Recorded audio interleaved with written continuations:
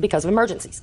Well, she promised Devin, because Devin asked her, Mama, are you going to try and do anything about Daddy? She says, no, Devin, I'm not. And she promised her she wasn't going to use the information for anything, just in case there's an emergency and she needed to reach her. Gave her the information. The next morning she calls me, cussing 90 to nothing, cussing me out. Why don't you do some checking into background since you like to check into background so much? I said, what are you talking about? She says, Kurt still got a warrant against him. I said, oh, really? I said, well, I'll check into it. Well, isn't his girlfriend's ex-husband this? I said, no, it's not. That's not her name. Well, come to find out, the phone they had called from, she had Devin give her the name of the person that was on the caller ID.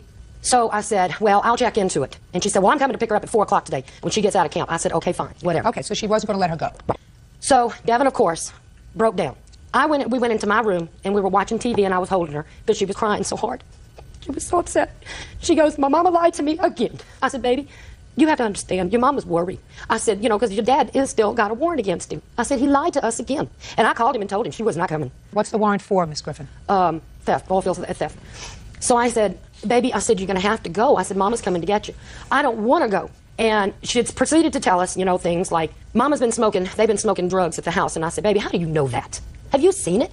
She goes, Grandma, I know the difference between cigarette smoke, I've been around it all my life, and other smoke. Okay. So I said, okay. I said, baby, you have to go. You have to go. You have to go. Okay, so I still haven't So heard. she says she came twice and knocked on the door. Well, I didn't hear because we had the fan on, the TV on, and Devin was crying, and I'm holding her, and I didn't hear her knocking.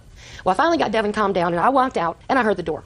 I opened the door, and she said, where have you been? I said, right here. Okay. So I said, why don't you sit down, and let's talk about how Devin's feeling. She said, what do you mean? I said, well, she's upset because she feels like that you lied to her again.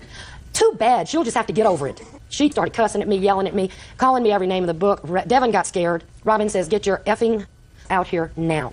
Okay. She opened the door, screamed at her mother, shocked me. True. She said, I'm not going with you. And I went, I mean, she just totally shocked me. And then she goes, Grandma, telephone. And then she ran back in the room and slammed the door. I'm lost. I don't know what's going on. She takes off out the door to go call the police. I'm going to get the police to get my daughter. She didn't have to do that. Devin called the police before she left out the door because Robin cussing and screaming and hollering at me. So the police called. I said, this is Mrs. Griffin. He goes, well, we got a call from there. And I said, well, my ex-daughter-in-law just left to go call you. I said, so I said, Devin, did you call the police? She said, yes, I did, Grandma. I said, oh, God. Judge Judy continues in a moment. Well, stability is the most important thing in a child. Is this your first fiancé since your divorce? Yes. She's been married since my son. Oh. She's got 4 kids, 2 illegitimate, all 4 different fathers. And later today. You're entitled to wake up one morning, Mr. Fisher, and say, I think I've made a mistake. I don't think Beth and I are right for each other. What you're not entitled to do is to be a sleazebag. Real cases, real people. Judge Judy. Robin Tozen says her ex-mother-in-law, Pamela Griffin, falsely accused her of neglecting her daughter. When and why did you call Child Protective Services, Ms. Griffin? Okay, because when she left, her mama sent her back in to get everything that she had at my house because she was never coming back again. Okay. She came in and she was crying and she said, Grandma, I have to get everything that I have here because Mama said I'm not coming back again. Okay. And then she looked at me and she goes, you know what's going to happen to me when I get home, don't you? And then she grabbed me and started hugging me. That's why you called Child That's why I called Child. No, okay. First of all, I didn't call the police that night. I was so distraught. My husband called. Well, CPS in St. Martin Parish is not open 24 hours, and they weren't. This was a Friday night. So my husband said, I'm going to call because of what Devin said. Fine. Got it. Now, Ms. Towson, I have just a couple of questions for you. Okay. I take everything that Ms. Griffin says with a grain of salt. Generally, that's what happened. Generally, her son, who is clearly a deadbeat father, who has not enjoyed a consistent relationship with his child because he's in and out of trouble and he can't get his act straight. He's probably got a terrible lifestyle. Despite all of that, he's the one you chose to father this child, and that the child has an attachment to him because every child likes to have a father. Right. That's your fault. You picked him. Right. However, I want to know whether at some point you sent the child back into the house to get all of her things because you said to her, you're not going back to Grandma's. No, that's not what I said. What did you say? She only came out with like a plastic bag and a small duffel bag. And upon her staying with her grandmother, I went and bought her several new outfits. That's what I sent her back in there for. Now, she was still going to camp on July 11th, is that right? Yes, ma'am. Did she continue to go to camp after she came home? No, she did not. Why not? That was her choice, because we started adding on to where we live. Well, if she would have stayed with her grandmother, she would have continued to go to camp. That was your arrangement. Right. So you chose not to send her back to her grandmother. She chose not to go back to her grandmother. I'm not sure that that's true. Who are you? I'm Kerry Como, a witness. A witness to what? I just wanted to say that Devin was supposed to spend the weekends with us. She was only supposed to go for the week to camp, and on the weekends come home. Let me explain something to you. You are a stranger to this. This has nothing to do with you. She is the only constant that this child has known since she's born. Not her father, and for a period of time, not even her mother. The only one who has been there all the time is her grandmother. We understand each other? Mm-hmm. Yes. Good. That would be a fair statement, wouldn't it? Mm-hmm. Ms. Griffin, you're in a difficult position. You were a parent for a short period of time to this child. You're no longer a parent, you're her grandmother. And you probably feel as if you can do a better job. I didn't say that. Listen to me. You probably think you could do a better job, and it's very possible you could do a better job. Well, she'd have more stability. Right. Well, stability is the most important thing in a child. Is No. this your first fiancé since your divorce? Yes. No, she's been married since my son. Oh. She's got 4 kids, 2 Yes, I was illegitimate, married. all 4 Okay, different just a fathers. second. How old are your other children? 6, 2, and 16 months. And how many people fathered those 3 children? 3. 3 different people. Then, absolutely right, Miss Griffin. Your granddaughter would have more stability if she lived with you. Unfortunately, children don't get the opportunity of picking their parents. Do you think you're a good mother? Yes, ma'am, I do. Well, I'm going to tell you what a good mother does. A good mother does what she thinks is best for her children. Not best for you, but best for her children. And your 11-year-old daughter needs to spend time with her grandmother. It's very wrong of you and very selfish of you not to allow and encourage your granddaughter to continue to see her grandma. It's wrong. And you've made a lot of mistakes in your life. I mean, I can tell that from your history. I agree. And the one smart thing that you did was to have her son as the father of one of your children because she's a stand-up person, right? It's the wrong thing. In any event, you have no basis to sue her for calling the police. You have no basis to sue her for calling Child Protective Services. Your mother-in-law has seen, based upon what you told me about yourself, numerous instances of what she might perceive as neglect. Certainly, 3 children with 3 different men floating in and out of the house is evidence enough of neglect for me, and I'm a grandma. She didn't call Child Protective Services then. She didn't try to get custody away from you then. The reason she called Child Protective Services was because the child made statements to her and she feared for her safety. And I believe probably legitimately. So your lawsuit is dismissed, as is your counterclaim. That's all. Parties are excused. You can step out. She hates Devin's father so bad, so much, that she'll try and do everything she can to hurt him. She thought I was an unfit mother. She would have called 8 years ago. She was mad, and she did it out of spite. And now the next case. All parties in the matter of Toda versus Fisher. Step forward, please. Tammy and Stephen Toda are suing their daughter's ex-fiancé, 21-year-old security guard Alan Fisher, for half the cost of a wedding that never happened. Mr. Fisher, who is this person? My wife. Is there any reason that she's here? Because I want her to be with me. Want to be with you? Yeah. Mr. and Mrs. Toda, this is your daughter, I assume. Your daughter and the defendant were engaged to be married. And according to your complaint, you secured a place and invited 200 guests. And the defendant came to you just shortly before the wedding and said he didn't want to get married. Right. You're not looking for that money from Mr. Fisher. You're just looking for certain expenses, a couple of $100, really because you're angry. Yes, When was the wedding supposed to take place? June 21st. Is that correct so far, Mr. Fisher? Yes. When did you marry your wife? September 4th. When did you meet her? I've known her for 4 years. When did you start seeing her romantically? We've been seeing each other on and off for like 3 years. Did Miss Toda know about that? Nope. Well, that wasn't fair, was it? Not really. Real cases, real people.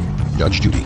Tammy and Stephen Toda claim their daughter's ex-fiancé, Alan Fisher, called off the wedding at the last second. I would ordinarily say to Mr. and Mrs. Toda, good riddance to him. Yes. He is dishonest, dishonorable, sleazy, and your daughter is better off without him. Yes, she is. But I'm not prepared at this point to make it so easy for Mr. Fisher. He's entitled to change his mind about getting married. You are entitled to that, Mr. Fisher. You're entitled to wake up one morning, Mr. Fisher, and say, I think I've made a mistake. I don't think that... What's your first name? Beth? Beth. I don't think Beth and I are right for each other. We've been together a long time, but I don't think we're right for each other. And before I make a big mistake, for both of us, I have to call off the wedding. You're entitled to do that, right? Yes.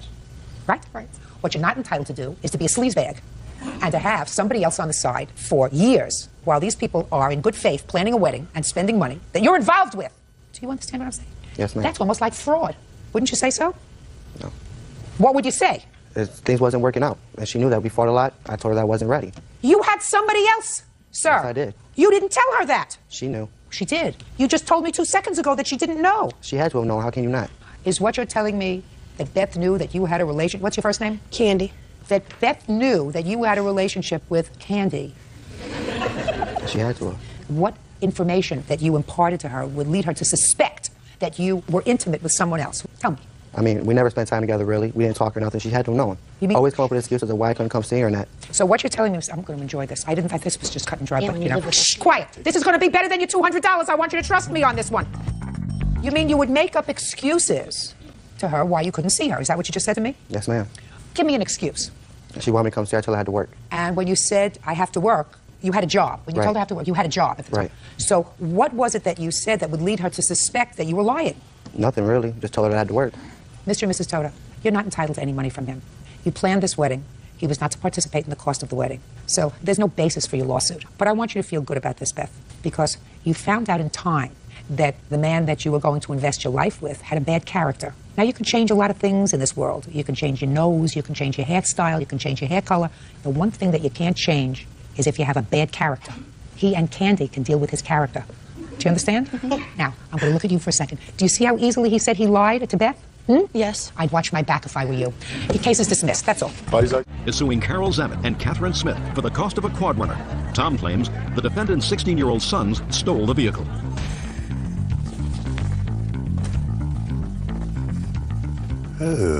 Your Honor, this is case number 236 on the calendar in the matter of Vile versus Zammit Smith. Who's bothering you? That lady over there. Raise your hand if you're bothering Bird. Stop it. Thank you, Judge. Parties have been sworn in, Your Honor. You may be seated. Gentlemen, have seats. Stop it or step out. There you go. Who's Miss Zammit? I am, Your Honor. And you're Miss Smith? Yes. Which one is your son? Tony's my son. This one right here.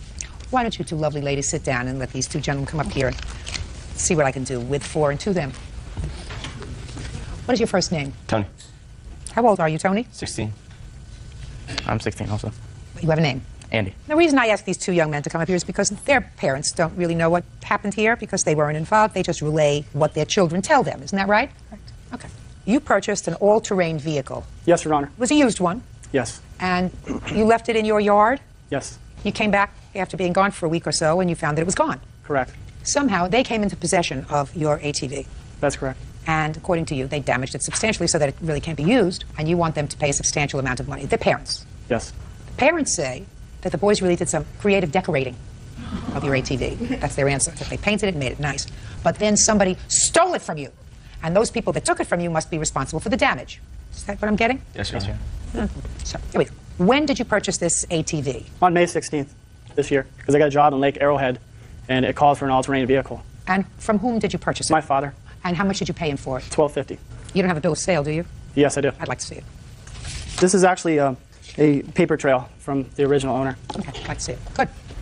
I love when people come prepared.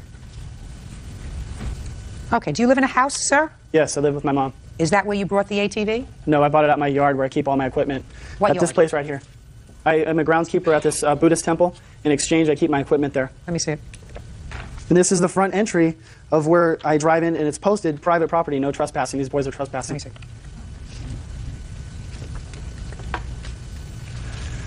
Okay, so you left this ATV on the grounds of a Buddhist temple. Yes. You work as a groundskeeper?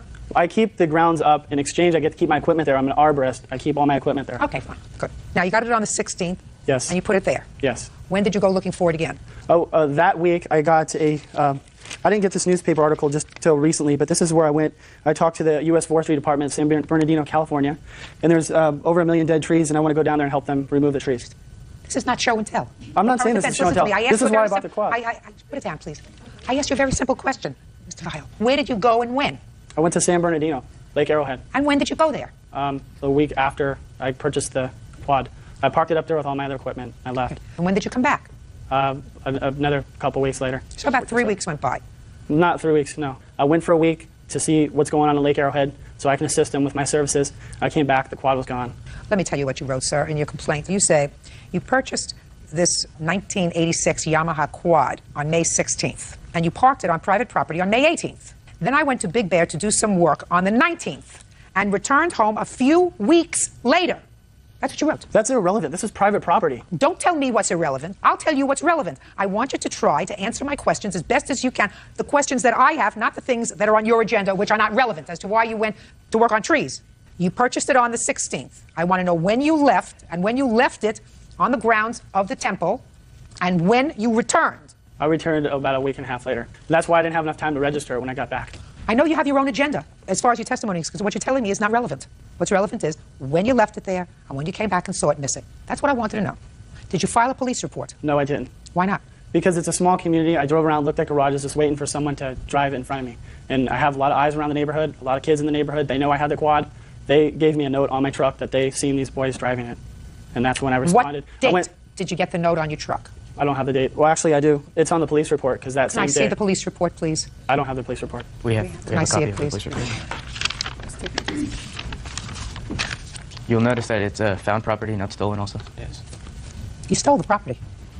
Let me explain something to you. Don't make any excuses to me. You stole the property. It was a When you mistake. take property that doesn't belong to you, that's stealing. We didn't think it was, like there was no chain on it, there's no lock, Listen, there's let no me fence. explain something to you. Let me explain something. I'm going to get to you in 1 second, but I want to tell you something. If you don't want to make this a very sad day in your life, you're not going to make excuses. You took property that didn't belong to you. When I grew up, that was called stealing. A car is not chained to its parking space, right? And if somebody leaves a car in a parking space and just happens to go into a store and leaves the keys in the car, that doesn't mean it's abandoned, that you can take it because it's not chained to the meter. You understand each other? Yeah, we have. Good. Judge Judy continues in a moment. Let us assume that instead of a quad, all of a sudden your boy shows up and in the driveway is an automobile. We didn't bring it. Just a minute. This is my scenario, not yours. They did not bring it back and put it. Pay attention. Real cases, real people. Judge Judy. Tom Vile says 16-year-olds Tony Zammit and Andrew Smith stole his quad runner. The teens say the vehicle was abandoned at a Buddhist temple.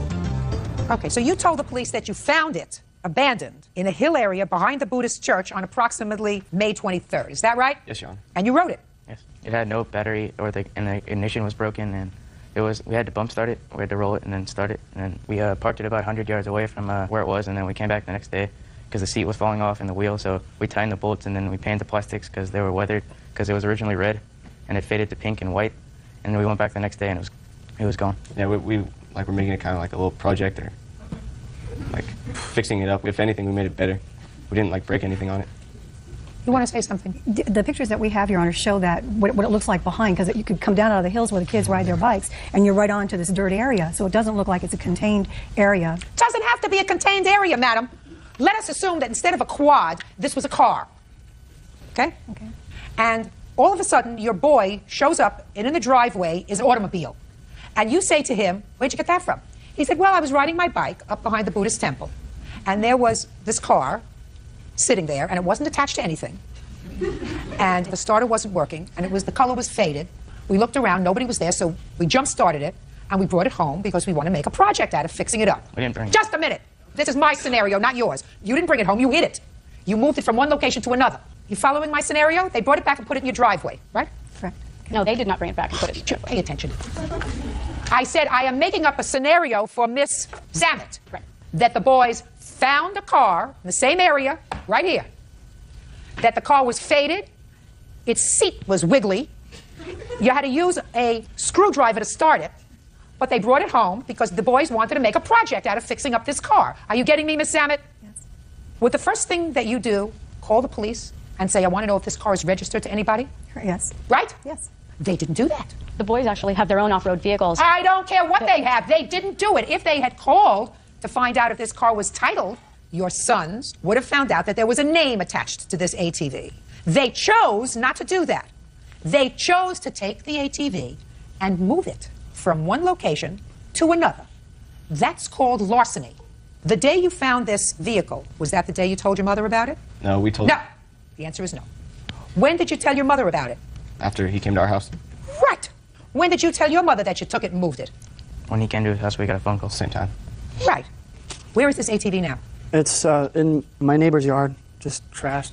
It's in your neighbor's yard, just Yeah. trashed. Okay. I got a Just picture. a second. Just a second. Stop getting hysterical. It's an ATV. Don't get hysterical. It's not. You're well. You don't have a life-threatening illness. That's Okay? not why I'm just, here. just a second. Put your hand down. You have to accept responsibility for what you do. Your sons just bought an ATV, and they bought it for what he paid for it, which was $1,250. Not for what he wants for it, which is $2,650. That's the cost of the repairs, Your Honor. Listen to me. Buy another one. They just bought this one for $1,250, and they can fix it up to their heart's content. Do you understand? Yes. Good. Judgment for the plaintiff in the amount of $1,250. That's all. Parties are excused. You may step out. I'm just aggravated that their parents didn't take responsibility to correct them. I think it was an honest mistake. We didn't know that he owned it. They're not remorseful. It's sickening. I'll just leave other people's properties alone. I don't think they got the message loud and clear. The boys are very clear now that if something's in question, don't touch. Don't touch. And now the next case. All parties in the matter of Robinson versus Hill. Step forward, please. Legal Secretary Carol Robinson is suing her son, Auto Shop District Manager Joseph Hill, for a series of unpaid loans. Joseph says the money was a gift. Miss Robinson, Mr. Hill is your son. Yes, ma'am. And it is your claim that while separated from his wife, he accrued a series of loans from you to pay his bills, other expenses, including child support. Your son says that there was never an agreement that the money that you did, in fact, advance him to pay his bills was a loan, that you agreed to help him out, and that you're only angry because he went back to his wife. Is that what you're saying, sir? Yes, ma'am. Okay. How old are you? 28. How many years have you been married? A little over 3 years. You have children? Yes, ma'am. One son. What kind of work do you do? I'm a district manager for an auto mechanic shop And how long have you been doing that? for about 3 years. Now, I want you to tell me about what happened after you and your wife separated. Well, when we separated, we were both Look. working. We were both working, so there were a little more bills than my income could pay for. My mother was there to help me out. Just a second. Specifically, I want you to tell me what you did. You separated from your wife. Where did you go? I stayed in the family home. My wife left. And when did she leave? What month, what year? May of this year. Where did she go? She went to her grandparents' house. With your child? Yes, ma'am. Leaving you in the house. Now, is this a rental house or is this something? It's a rental house, yes, ma'am. And what's the rent? $850 a month. And how much were you earning at the time, sir? I earn about $1,440 every 2 weeks is my gross income. Now, tell me about this conversation that you had with your mother when she started to help you. She agreed that she would help me to where Tell me about the conversation. Now, I'll decide whether she agreed to help you. Okay, tell me about the conversation. Well, it came to the point where we were discussing finances at my house. She had told me that she would help me to take care of my bills, to bring my bills to her, bring her my paychecks every 2 weeks, and she would pay my bills. She did make a loan to me at one point in time for an attorney, which has already been settled and taken care of between me and her. How much was that? $2,500. Is that right? That is correct. And he paid you back? Not yet. We have a settlement agreement to pay that back. Settlement agreement from where? That she wrote up and I signed that I would pay it back over the course of the next however many months at $100 a month. When did you do that? Roughly about 3 weeks ago. Do you have a copy of that? Yes, ma'am. I'd like to see it, please.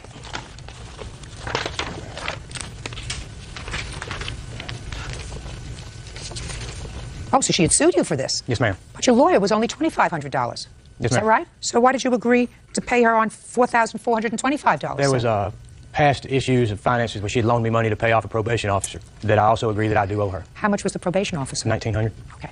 Now tell me about this other money that she says she laid out for you for other bills. And it's clear, you agree, Miss Robinson, am I correct, that he was turning over his paycheck to you? Yes, ma'am. And you were paying the bills? Yes, ma'am. You were paying his rent? Yes, ma'am. You were paying child support? Yes, ma'am. How much child support? I believe there were 3 payments that I made in the amount of $280 plus a $5 charge for the cashier's check. And there were past due bills that were his and his wife's. What about the $1,440 he gave you biweekly? What'd you do with that? It was not $1,440. His net pay is $1,023.07 every other week. Is that right? That's roughly. Okay, so that's $2,000 a month. That's plenty of money to pay his rent. Plenty of money to pay less 2 payments of child support. Where's that money? The cell phone bill was quite large every month. Well, tell me what the cell phone bill was. There were 3 months that I paid, $419.15. Just a second. What was one cell phone for? $400 a month? I'm a district manager. I have 10 stores that I have to stay in touch with on a regular basis throughout the day. Well, then your company pays for that. They reimburse a small portion. Man, you take care of that, and you give that back to your mom. We're paying legitimate expenses for which you do not get reimbursed. Do you understand? Yes, ma'am. Okay. And when you took his paycheck, and you took his paycheck since June?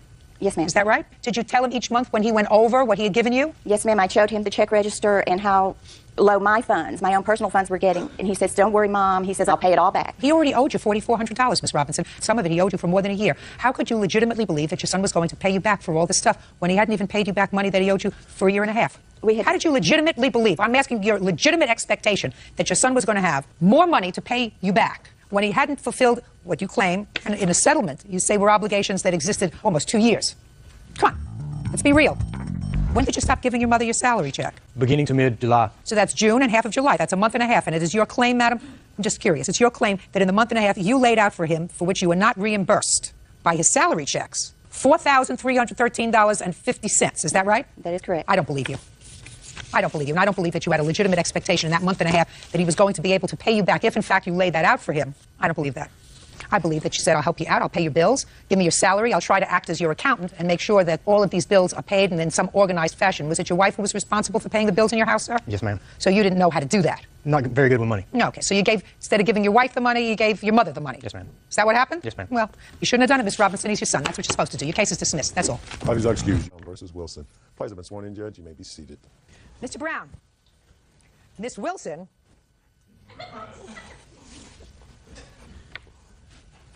is your former girlfriend. And you claim she got really angry at you one night because she thought you were with another woman, an ex-girlfriend of yours. She came over to your house. You didn't answer the door. You looked out the window. You saw her leave, and she keyed your car. Right? No. What'd you do? She did keep my car, but I wasn't home. I was at my neighbor's house. My cousin was the one who answered the door. When she came to the door, he said, "Did you see your girl? Your girl just left." Listen to me. I didn't ask for a whole story from you yet. All right, I was just Who correct. saw her? Who saw her key your car? I saw her keep my car. All right. I went out my back door when my cousin told me that he said, "Did you see your girl? She just left." Don't tell me what anybody said to you. That's hearsay. You saw her key your car. Correct. I went out my back door. I was trying to tell you where I saw her at. Miss Wilson says she was really mad, but she didn't do it. Correct. But he wanted home. Miss Wilson. Yes. How long was he your boyfriend? I met Curtis in April, and we broke up in like July or whatever. So it wasn't a long engagement. Okay. Now, there came a time when you went over to his house? Yes, ma'am. When was that? whatever the day in question was. What's the date? The date was July 15th, if I'm mistaken. Okay, so you went over to his house for what purpose? Okay, I called him on his cell phone. Nobody answered. Judge, I bought this cell phone for him. So the least he could do is answer the phone, you know what I'm saying? So I called it like 50 times. Nobody answers. So I live in Norfolk, he lives in Newport News. So I drive through the tunnel all the way to his house. So his car is parked not in front of his house, but on the side by the garbage can. So I'm like, okay, here he goes with something that's not quite right. So I knock on the door. I see a woman look out the window. Now keep in mind, Curtis is still married to his wife. So I see a girl look out the window. I'm like, okay. So I'm knocking on the door, knocking on the door, knocking on the door. Finally, music pumping in the bedroom, sounds coming out the bedroom. I'm not stupid, Your Honor. So finally, he sent his cousin to the door. Kurt, not here. I'm like, I just seen a girl in the bedroom. Oh, that was me. Okay, so now you got long hair and all this stuff? Oh, well, that was me. Kurt's not here. So by this time, I had went to the window before I even knocked on the door. I put my ear up to the window, trying to hear everything. I heard the music, I heard her, and I heard him.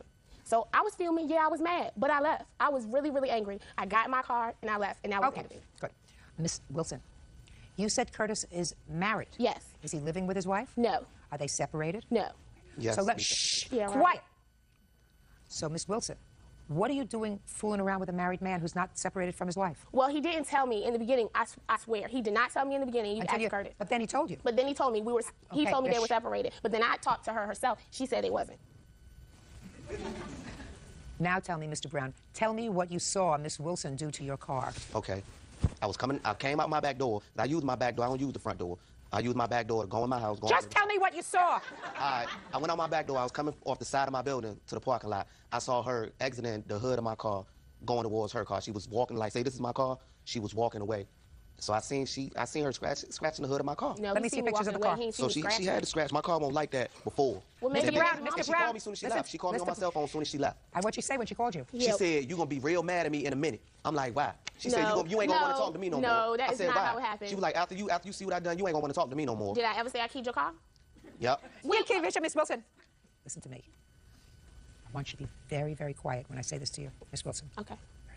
You keyed his car. No, I didn't. Can I it was his baby mama that keyed his car, probably, or all them other girls that was on. He just mad because he can't figure out which one it is because he's sleeping with so many women, so he want to pin it on me. Can I say one thing, Your Honor?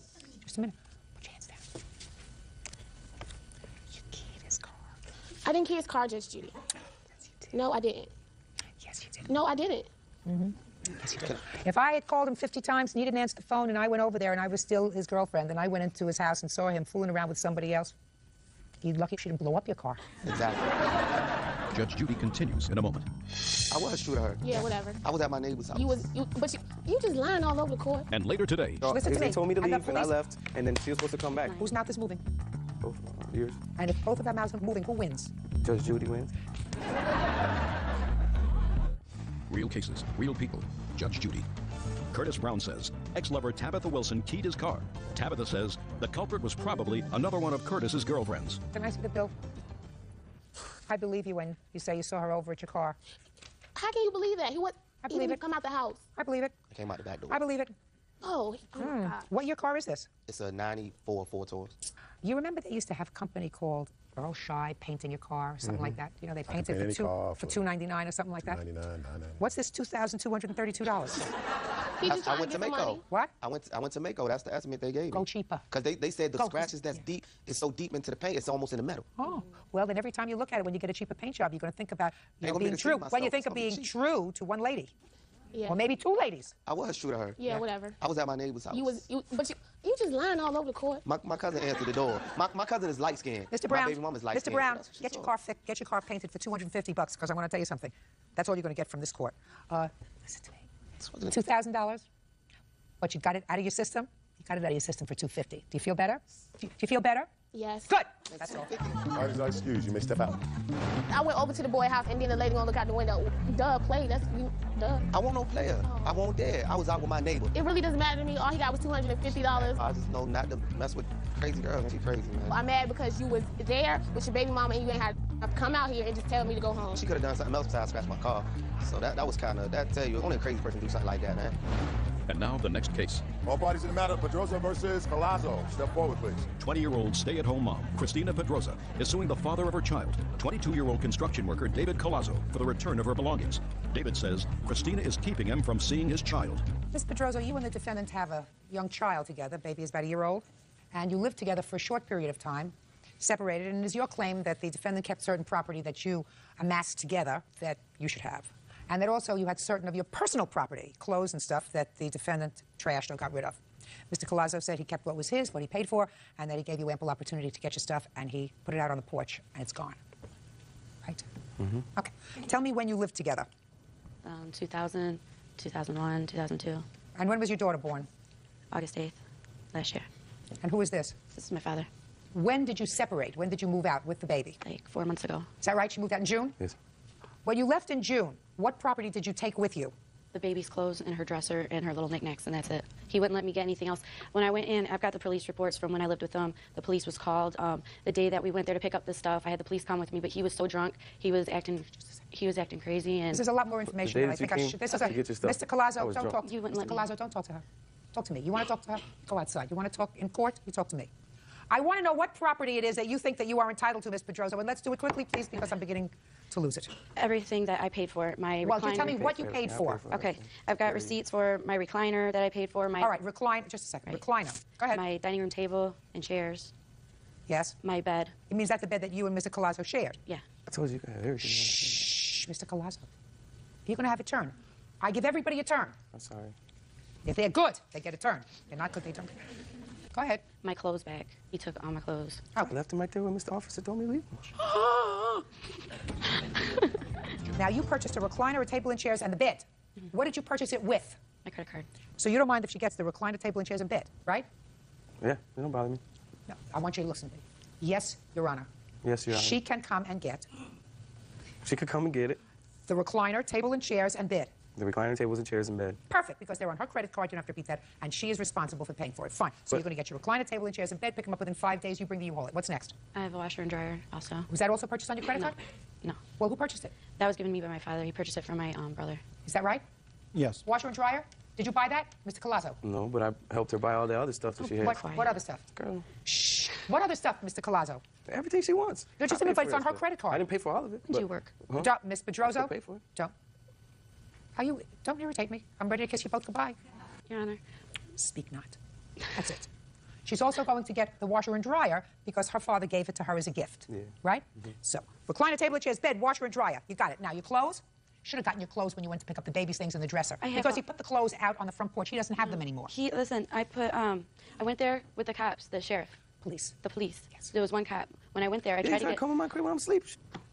You gonna come to my house when I'm sleeping. Just Mr. Collazo. Drunk, Mr. naked Collazo. on the chair. Shh. Mr. Collazo. It's my house. I was chilling. What did you have a discussion with him, Bird? Sure. And then if he opens his mouth again, throw him out. This is the best way I can explain to you. If you keep it up, she's going to throw you out. Okay? And then I'd be forced to throw you out. You don't want that, do you? Nah, Bob. Okay. So you know what you do? Respect the court. I'm all sorry. right? Take your time. You all right? Yeah, I'm cool. Cool. I'm sorry. Where are her clothes? I put them on the porch. The cop said, you know, because I was like, why you guys come to my house for? Because just because she had the keys, she was already gone. No, look at me. Look at me. Don't look at her. I don't want you to look at her. You put her clothes on the porch? Mm-hmm. Right in front of the cop. And the he's like, oh, listen to me. he told me to And the leave, and I police- left, and then she was supposed to come back. Whose mouth is moving? Both of yours. And if both of our mouths are moving, who wins? Judge Judy wins. Just answer me. You put the clothes on the porch at the direction of a police officer. Mm-hmm. Is that what you're Yes, telling ma'am. me? Were you present? The answer is yes or no. I wasn't present when the clothes were put there, ma'am, but I was there when we went to pick up the clothes. Pick up her stuff a couple times with the chief of police. Step up. So I had no warrant coming. I have And what witnesses. happened? When we got there, David was very argumentative. He was drunk, and he was yelling at us to get out of his house. He was starting to push the chief around. The chief says, I don't need this, because he's a short guy. He's getting ready to call backup. And then he says, you know what, because they started arguing in the trailer. And then he said, well, you know what, why don't you guys just leave, get the baby stuff out, and you just go to court and get your stuff. But Christina's clothes, Your Honor, were still in the trailer. He wouldn't let him take it. Then, when he told her to come and get her stuff, she went there. There was no police, from my understanding, because I talked to the chief. No police officers went there when he said he put the clothes out there. There was no clothes out. You don't know that. Mr. Collazo, you Your want Honor? to be a smart man? Shh, quiet. You want to be a smart man? One day. I want all of those things ready. And I want them all in reasonable condition. I don't want you to do anything nasty to them, because now I'm going to get to you with regard to seeing your daughter. Thank you. Okay. You have a drinking problem, Mr. Collazo? Been around the town for a long time. You have a drinking problem, Mr. Collazo. Because if you didn't have either a drinking problem or another problem with substances, you wouldn't be behaving the way that you are in court today. So you've got a little bit of spirit from someplace other than your soul today before you came to court. I don't want to go into it with you, but I'm going to tell you this. If you made a baby, look at me. If If you made a baby, take care of you my have, daughter. listen to me. If you made a baby, you have an obligation. You have an obligation to be a father, and that means having a job, being sober, I do making work. arrangements to see your daughter, and if she for some She don't reason work. wants, She do- she shake her butt for you're not dollars. paying attention, sir. And I have to conclude that since you know who I am, that the reason you're not paying attention to what I'm telling you is because you are a little bit high. So I want you to listen to me.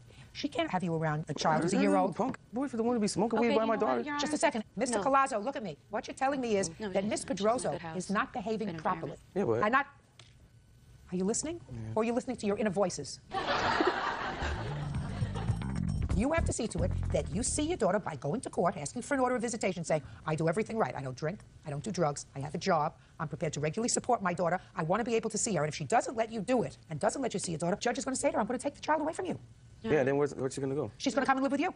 No, Your Honor, you know what? I have no problem with him seeing his daughter, but he is doing this, getting drunk, getting high, and How you know? You ain't because with me. I know. Miss Pedroso. I go to Miss work Pedroso, every just morning. I told wake you up what at I asked you. You 5:30 don't every have single to. morning. You What do you don't do? have. No. You shake your But butt he for paid $1. $50 for her Tell me birthday, that. and that's it. Put him out. He doesn't get it. He paid $50 Pay for her birthday. careful and attention that's to me it. because I can't talk over two people talking. That's not the way I run this place.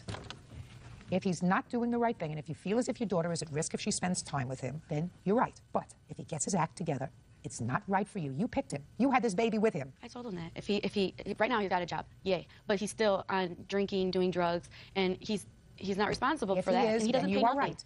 If he is, then you're right. And he shouldn't see the child unless you're comfortable that the child is safe with him. That's all I'm saying. That's all. Meanwhile, you go and pick up 5 days. We'll prepare the order. The recliner table and chairs, bed, washer, dryer, goodbye. Your brother and his girlfriend called you and prevailed upon you to put up bail for your mother. It was actually my brother and my sister, not his girlfriend. So your brother called or your sister Uh-huh. and asked you to assist in putting up bail money. It would be split 3 ways. You put up the bail money. Your brother hasn't paid you back. No. And how much was his share of the bail money? The total bail was $4,800. Between 3 people is $1,600 apiece. My husband and I were actually on our honeymoon in the Bahamas when we had gotten the calls. So. All right, let's deal with the bail first. Then we'll get on to the other things. All right, Mr. Root. Yes. Since your girlfriend has, does she have anything to do with this case? The only thing she really has to do is the fact that the stuff was stored at my mom's house, and that's where she lives, so that's where I involved her in it. Sit down. Ms. Hoops, you're not necessary for this case. Case against you is dismissed. $1,600 for the bail money. Did you ask your sister to post bail money? I did not. It was the actually it was the bail bondsman who actually had called her, was in contact with her. I didn't even know the number of where she was at. You never agreed? Oh, no, she says I agreed, but no, I never ever agreed to it. I told her that was actually me and my little sister. At first, we were trying to acquire a loan to pursue of getting the bail money to get her out. Then all of a sudden, Tammy was gotten in contact with. And, yes. So you and your sister were trying to get a loan to get the money together. Yes, because Tammy. Because Tammy was on her honeymoon. Right. And at the time, Tammy didn't know that your mother needed to get out of. Of jail, yes. But you did. Yes, of course. And your sister did. Mm-hmm. Now, did you go to a bail bondsman? No, we did not. I was called by a bail bondsman at work. But somebody was contacted by a bail bondsman. Yes. And this bail bondsman, was he at your sister's wedding? No. So he had to have some form of telepathy to figure out how to get in touch with her. I don't know how. Maybe it was my mother's attorney or my mother. I really don't have any clue on. I didn't. Now, when you went to get the money to take out this loan, you were successful or not successful? We tried to do it over the phone, actually, with a company. I not have the best credit, so no, they said no way. And Nicole, my little sister, does not have any credit whatsoever. It's mainly on her husband. So we were denied. What kind of work do you do? Construction. Are you regularly employed? Yeah. So, construction people in construction make good money. Depends on who you work for. A lot of people don't pay you what you actually deserve or what the work that you do for. Well, do you get what you deserve? I have just now started. I currently in the guarantee last you 2 you're going to weeks. get what you deserve today. Okay. I bet I will. You will. All right. Who called you, Miss Powell? And make sure you tell me who called. I had messages. I was actually not in my room. When I came home, the light was blinking. I had messages from a bail bonds, I had messages from my sister, and I had messages from my brother. What did your little sister say to you, Miss Powell? That Jason was trying to get a loan using her credit and his income because she didn't work at the time. Tell me about the conversation you had with Jason. I said, okay, I would put it on my credit card and get it taken care of because if we didn't, it would go into the week and she'd be there all weekend. I didn't want that to happen. I talked with my brother after he had picked my mom up on the phone at her house, and he explained to me that how this is a time that all our family, our siblings should come together. It's not fair for you to burden the cost of everything. We will all split it with you. This is a time that we should be closer as a family, and now's the time, is what I was told. I did say the closer part. What? I did say the closer part, yes. That is a time that what my mother's going through, that we should all pull together and actually become a family since we weren't always all together. Except when it came to money. Actually, I didn't have any money at the time. No, it's Tammy offered to do it, so I never once ever offered She didn't to pay offer. her. She was called. She offered. She said, "I'll pay for her," and I thanked her. I was like, "Tammy, thank you. I couldn't come up with the money. Thank you. At least we get our mother back." But it was all on a credit card, and we all were under the assumption that if she didn't get indicted and put in the prison, that Tammy would receive a refund. Is what we were told. Is that right? I was never told anything like that, and my understanding is you never get bail back. Depends upon what percentage, I guess. There's a formula. Sometimes bail is very often returned. Oh, it is. Well, she was indicted on embezzling $650,000, so. Why aren't you giving your sister back the property? Couch, television set, I think that there's a list of property. I want you to explain why to me. There's a couple reasons. I was offered to buy them. I was told to sell my old furniture. I was offered to buy them from my mother and as well as the plaintiff here, my sister. Okay, fine. According to you, you bought the furniture. Well, pretty much, yes. Yes, I did. In my For how much? In your belief? I told you you're going to get what you deserve here today. Of course. Altogether, I believe I bought it for about $1,038. And how much did you pay your mother? Oh, I haven't. My mother never paid me for anything, so I haven't paid nothing. Just answer my question. She has not received any money. So then you didn't buy it. You see, there's not a completed sale. I kind of did, because I was offered storage money and money that I would give. That's what I find interesting, Mr. Root. According to what I read here, well, first of all, you can't get your facts straight. You say that you bought the furniture from your mother for $500, and all of a sudden you come up with $1,030. Do you think I'm an idiot? No, I think then one of us must be, because in your answer you said you bought it all for $500. Well, no, okay. That's all I was going to buy it for, yes. Well, that's not what you say in your answer. Well, my answer was that I was supposed to be given $100 a month for the 6 months of storage. Don't get to storage. We're not there yet, okay. Mr. Fast Dance. We are at the point where you swore in your answer that you bought this property from your mother for $500. And now you tell me it's $1,030. I mean, do you just have a problem with numbers? Not at all. When did you not tell the truth? When you swore to your answer or a moment ago? I have not told the truth at all. Right. Or I have told the truth, but I have not lied at all whatsoever. No, you got it right the first time. You're the same Mr. Root who said, now that Mom's in trouble, we all have to pull together as a family. Isn't that what you told me a moment ago? Yes, and now, in your answer, you say, well, I agreed to buy my mother's stuff, and there was a lot more stuff that I had of hers, and I told her that she could leave her stuff here for $100 a month. My mother owes me $500 for storage, and therefore, we're even, because I agreed to pay $500 for the stuff, but she owes me $500 for storage, and therefore, your mother doesn't make that much making license plates in prison, sir. No, it was way before she went to prison, ma'am. This was about 4 months before she even went to prison. It was back in November of last year. November of last year, she agreed to pay you for storage. This is the same lady who couldn't come up with $4,800 bail. Is that what you're telling me? I don't think she had any money at the time. She ended up gambling it all away, I believe. My mother had a serious problem with gambling. She was at the casino Mr. Root, 8 hours a day. Do you understand the ridiculousness of your position? Not really, no. Well, I'm going to explain it to you. First, you wanted to be a helpful member of the family. And then you're charging your mother to store some property in your house, $100 a month, and therefore you're charging that off against money that you promised to pay her. After Tammy became vindictive like this, yes. What do you mean after Tammy? Well, I was going to pay for my mother's car. I ended up paying Tammy $518 for it. About 2 weeks later, she comes, takes it from my driveway. Okay, so let me deal with you first, saying that I believe your sister when she says that you agreed to split your mother's bail 3 ways. So that's $1,600 her team. You will return all of your mother's property 5 days from today to your sister. Okay? Then we have an issue of a car. Now, I didn't quite understand the car issue, but I assume you're going to tell that to me very quickly, Ms. Powell. Let me hear it. The car he was supposed to return. My mom had written him a letter before. Return to whom? To the finance company, because she owed money on the vehicle. Okay. He was supposed to call the finance company, have the car turned in. He took it upon himself to drive the car, and he drove it for almost 2 months. Come to find out, he had no insurance, nothing on the vehicle. So what's the damage? When I got the car back, it was wrecked. There was $230 that I had paid for the rear suspension to be fixed, and I have estimates between $785 up to $1,200 for the body damage. Where is the car now? The car now is with my sister-in-law. Forget it. What's next? Okay, there's a computer system that was also at my brother's house. You said that was scratched? No. It was ruined, completely ruined. And I don't know how it was before. Next. Judge Judy continues in a moment. And later today. So you were having a party where there was illegal drinking going on in your room? I do have proof that she was the one that, before the beer was poured over the computer, punched me in the face and was going insane. Real cases, real people. Judge Judy. Tamara Powell says her brother, Jason Root, owes for his share of their mother's bail and for the return of her belongings. I do find that, among all the other things that your sister wants in her pipe dreams, she is entitled to $1,600, which is 1/3 of the bail that was posted for your mother, because I do believe that you said that we're all going to pitch in together and we're all going to act as a family, and you shouldn't be totally responsible for Mom's bail. So I find that you do owe her $1,600. Judgment is for the plaintiff in the amount of $1,600. That's all. Why is I ask you to step out, please? Bail money, I mean, that's my mother's responsibility. She did the crime. She deserves the time. She's a convict. She's a criminal. His greed of wanting things that don't belong to him took over and became more important than a relationship with his mother. Tammy feels guilty about being involved in my mother's crimes from the very beginning. I believe Tammy helped my mother embezzle the whole $650. She knew about it the whole time. I know that. It was going through a joint account between both of them. Tammy was the first one brought in before my mother was even brought in. I guess maybe it's probably his way of saying more vindictive things, and, you know, here you're on TV, so he'd probably like to say what he can. I have my father and my little sister and my aunt and all them, but don't really care about Tammy and my mother that much. I choose not to have a family. I don't participate in drugs and alcohol and stuff, and that's kind of the the side that he's on, so I choose not to have that anyways. Relationship is fine, just the way it is. And now the next case. All parties in the matter, Schultz versus Minks. Step forward, please. 18-year-old college student Brad Schultz is suing his former friend, 18-year-old student Kelly Minks, for spilling beer on his computer during a party in his dorm room. Mr. Schultz, where do you go to school, sir? The University of the Pacific. Where is that? That's in Stockton, California. You bored there? Not really. I play baseball for the school's team. Oy.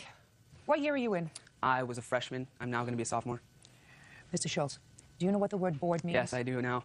Yes, I lived in the dorm rooms Now at University of the Pacific. Somebody whispered what it means. I wasn't interested in what you play and what sports you play. God, I feel like jaywalking. According to your complaint, the defendant, who was your former roommate's girlfriend, spilled beer all over your laptop. You wanted to replace the laptop computer because it's ruined. She says that it was you or your friends during some sort of drunken party caused the laptop to get ruined. You want to tell me when this happened, Mr. Schultz? It was April 18th. Okay. Were you having a party in your room? Yes, we were. How many people were in your room? There was around 11. Now, what makes you think that Ms. Minks ruined your laptop? Would you like me to go ahead and tell you the whole story of the night, or? No, I don't want to have to guess, Mr. Schultz. I just want you to tell me what makes you think that she hurt your laptop. Well, I'm not interested in the whole party, sir. A lot of people in the room. Mm-hmm. Go ahead. And everybody's drinking. At the time that And everybody's drinking. Not everybody. Half of the people were drinking. Sure. And you're not allowed to drink in the dorm rooms, is that right? I don't Tom is believe not so. an answer. I do not believe so. Correct. So you were having a party where there was illegal drinking going on in your room. And a whole bunch of people, some of whom were drinking and some of whom were watching. Now, can we get to the proof that you have that Ms. Minks caused the damage to your laptop? Okay.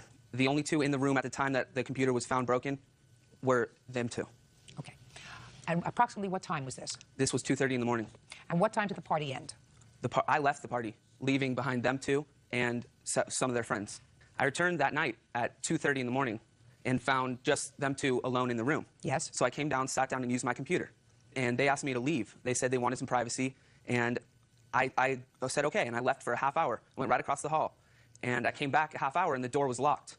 And so I started knocking on the door, telling her that I wanted to come in my room, and they were both saying, no, you're not coming in. Go sleep in the study lounge down the hall. And I wasn't about to go sleep in the study lounge, so I just continued to knock, and finally I started having... Mr. Schultz, is what you're telling me, sir, that you came in and used your computer at 2:30 in the morning? Yes, I did. How come you didn't put that in your complaint, sir? Excuse me? How come you didn't write that in your complaint, Mr. Schultz? Miss Minks, did Mr. Schultz come back to the room at 2:30 and sit down and use his computer for a half hour? Nope. What happened? Just answer my question. Are you the roommate? Yes. Stand up. Name? Ben Hatch. Mr. Hatch, did Mr. Schultz come back to the room at 2:30 in the morning and use the computer for a half hour? Well, the first thing he did, it was already locked, and we were watching a movie. And what he did, he came in, grabbed pistachio nuts, stuffed them down his shirt, and that's all I remember. And then after that, we told him to leave. That's why we answer wanted my to leave. question. I never saw him touch the computer. Right, because he didn't come in to use the computer. Sit down. Your Honor, I have a witness that saw me sit down and use the computer. Let me see the witness. Is a statement from him. I don't take statements from a witness. Okay, well... And if you thought it was important enough to get a statement from a witness who saw that, sir, or from a friend of yours, then you would have put it in your complaint. So you didn't sit down and use the computer at 2:30 in the evening. No, I don't believe, Mr. Schultz, that you used the computer at 2:30. Your Honor, Let's start with that. I don't believe you used the computer. I used the computer, Your Honor, and I'm sorry that you don't believe me. I'm under oath here, and I'm telling you the truth. And I'm telling you, I don't believe you used the computer, Mr. Schultz. I believe you came back and tried to get back into your room, and they wouldn't let you back into the room. Is that right? Yes. Okay. Are you saying that I would not notice that there was beer poured all over my computer when I I'm returned? saying, sir, that you have no proof that she poured the beer on your computer. I do have proof that she was the one that, before the beer was poured over the computer, punched me in the face and was going insane. Listen to me. You have no proof that she poured beer on your computer. That's what you're suing for. Laptop computer. And you don't have proof that she did it. Sorry, Mr. Schultz. Don't have it. Shouldn't have beer parties in your dorm room. Goodbye. Parties are excused. Step out, please. He was harassing me. Tina also says Lori made false allegations to CPS. Quiet in the courtroom, please. All rise. Shh. Case number 133 on the calendar, Your Honor, in the matter of McFerrin versus Wimberly. Parties have been sworn in. You may be seated, sir. Have a seat, please. Miss McFerrin, Mr. Wimberly is your former husband. Yes. And this young lady is his present wife. Yes. Who is this gentleman? This is my fiance. How long were you and Mr. Wimberly married? We were legally married about 4 to 5 years, but together 13 years. And you have children? Mm-hmm. How many children do you We have 2 children. How old are they? 7 and 10. And who has primary physical custody of the children? I do. When do the children go to visit Mr. Wimberly? He gets them on the 1st, 3rd, and 5th weekends of the month. And he gets them at Christmas and holidays. We alternate and a month out of the summer. You say no, sir. No, I get him whenever she wants me to let me see him. Well, that's your fault. Because if you are entitled to the first, third, and fifth weekend of each month, plus Christmas and holidays or whatever, and if you choose not to exercise that visitation, you can't blame it on anybody else. I go to the places to pick them up, Your Honor, and she doesn't bring them. Then you take it to court and you file for contempt of the order. That costs money. Of visitation. No, it doesn't. You can go into court without a lawyer. I'm telling you that, Mr. Wimberly. That's where I was for a long time. You pay child support as well. Yes, Your Honor. How much do you pay in child support? $200 a week, $10,400 a year. This is what your lawsuit is about, Ms. McFerrin. That when the children were visiting their father on 2 separate occasions, their stepmother cut their hair. And did she color one of their hair as well? 18-year-old, she had it bleach blonde. The boy? Yes. And then it is your claim that after she did that, she took your daughter, who's 7, in to have her ear pierced? All of this without your permission? All of it without my permission. And then she called Child Protective Services and made complaints about you. Right. For all of that, you want her to pay you thousands of dollars, $5,000. And false police reports. And false police reports. She says that the kids wanted new hairstyles, which is why she did it. And your daughter, who's 7, wanted her ear pierced, which is why she did it. Is that right? Yes, ma'am. Yes, ma'am. And she did call Child Protective Services because she says that the allegations were true. Yes, ma'am. So I have a couple of questions for you, sir. Just for you. Okay. When your children came to visit you, on what day was the first haircut? The first one was June 25th, 2002. And it's acknowledged you agree that you were not involved in this beautician stuff. Is that right? Well, I mean, I knew it was taking place. I mean, I was there. You were there? Yes. I mean, they're my kids. I mean, if they want a haircut and it's a birthday and they want the haircut, I'm going to give them a haircut. I mean. Just a second. You were there when your son's hair was bleached? Yes. That was the one who was in Louisiana, yes, ma'am. Why did you permit that? He's 10 years old. It's his birthday. He wanted his hair changed. I mean, he's 10 years old. I don't see the problem with that.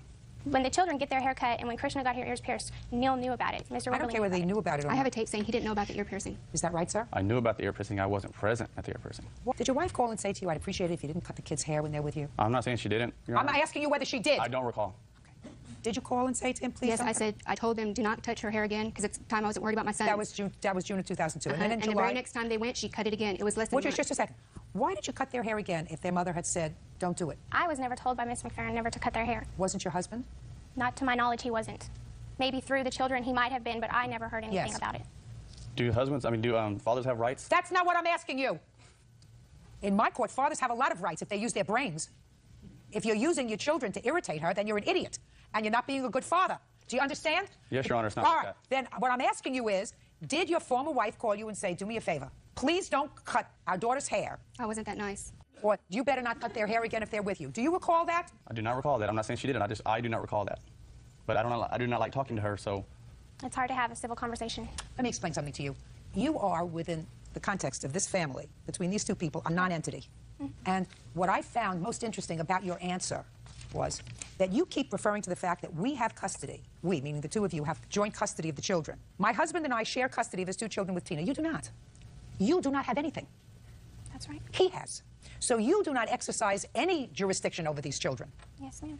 Do you understand that? Yes, ma'am. The other thing that struck me is that the thing that really bothers you is that he pays, according to you, $866 of monthly child support that I'm sure burns your tail. No, ma'am. It's even in police report and CPS reports. They complain about having to pay child support. Yeah. It bothers me when I pay it when I don't see my kids. And she doesn't work. Mr. Wimberly, you should not allow your wife to do anything that irritates the mother of your children. Judge Judy continues in a moment. Do you understand me, Mr. Wimberly? I understand that I had no rights then. You are dumb as a bucket of rocks. Real cases, real people. Judge Judy.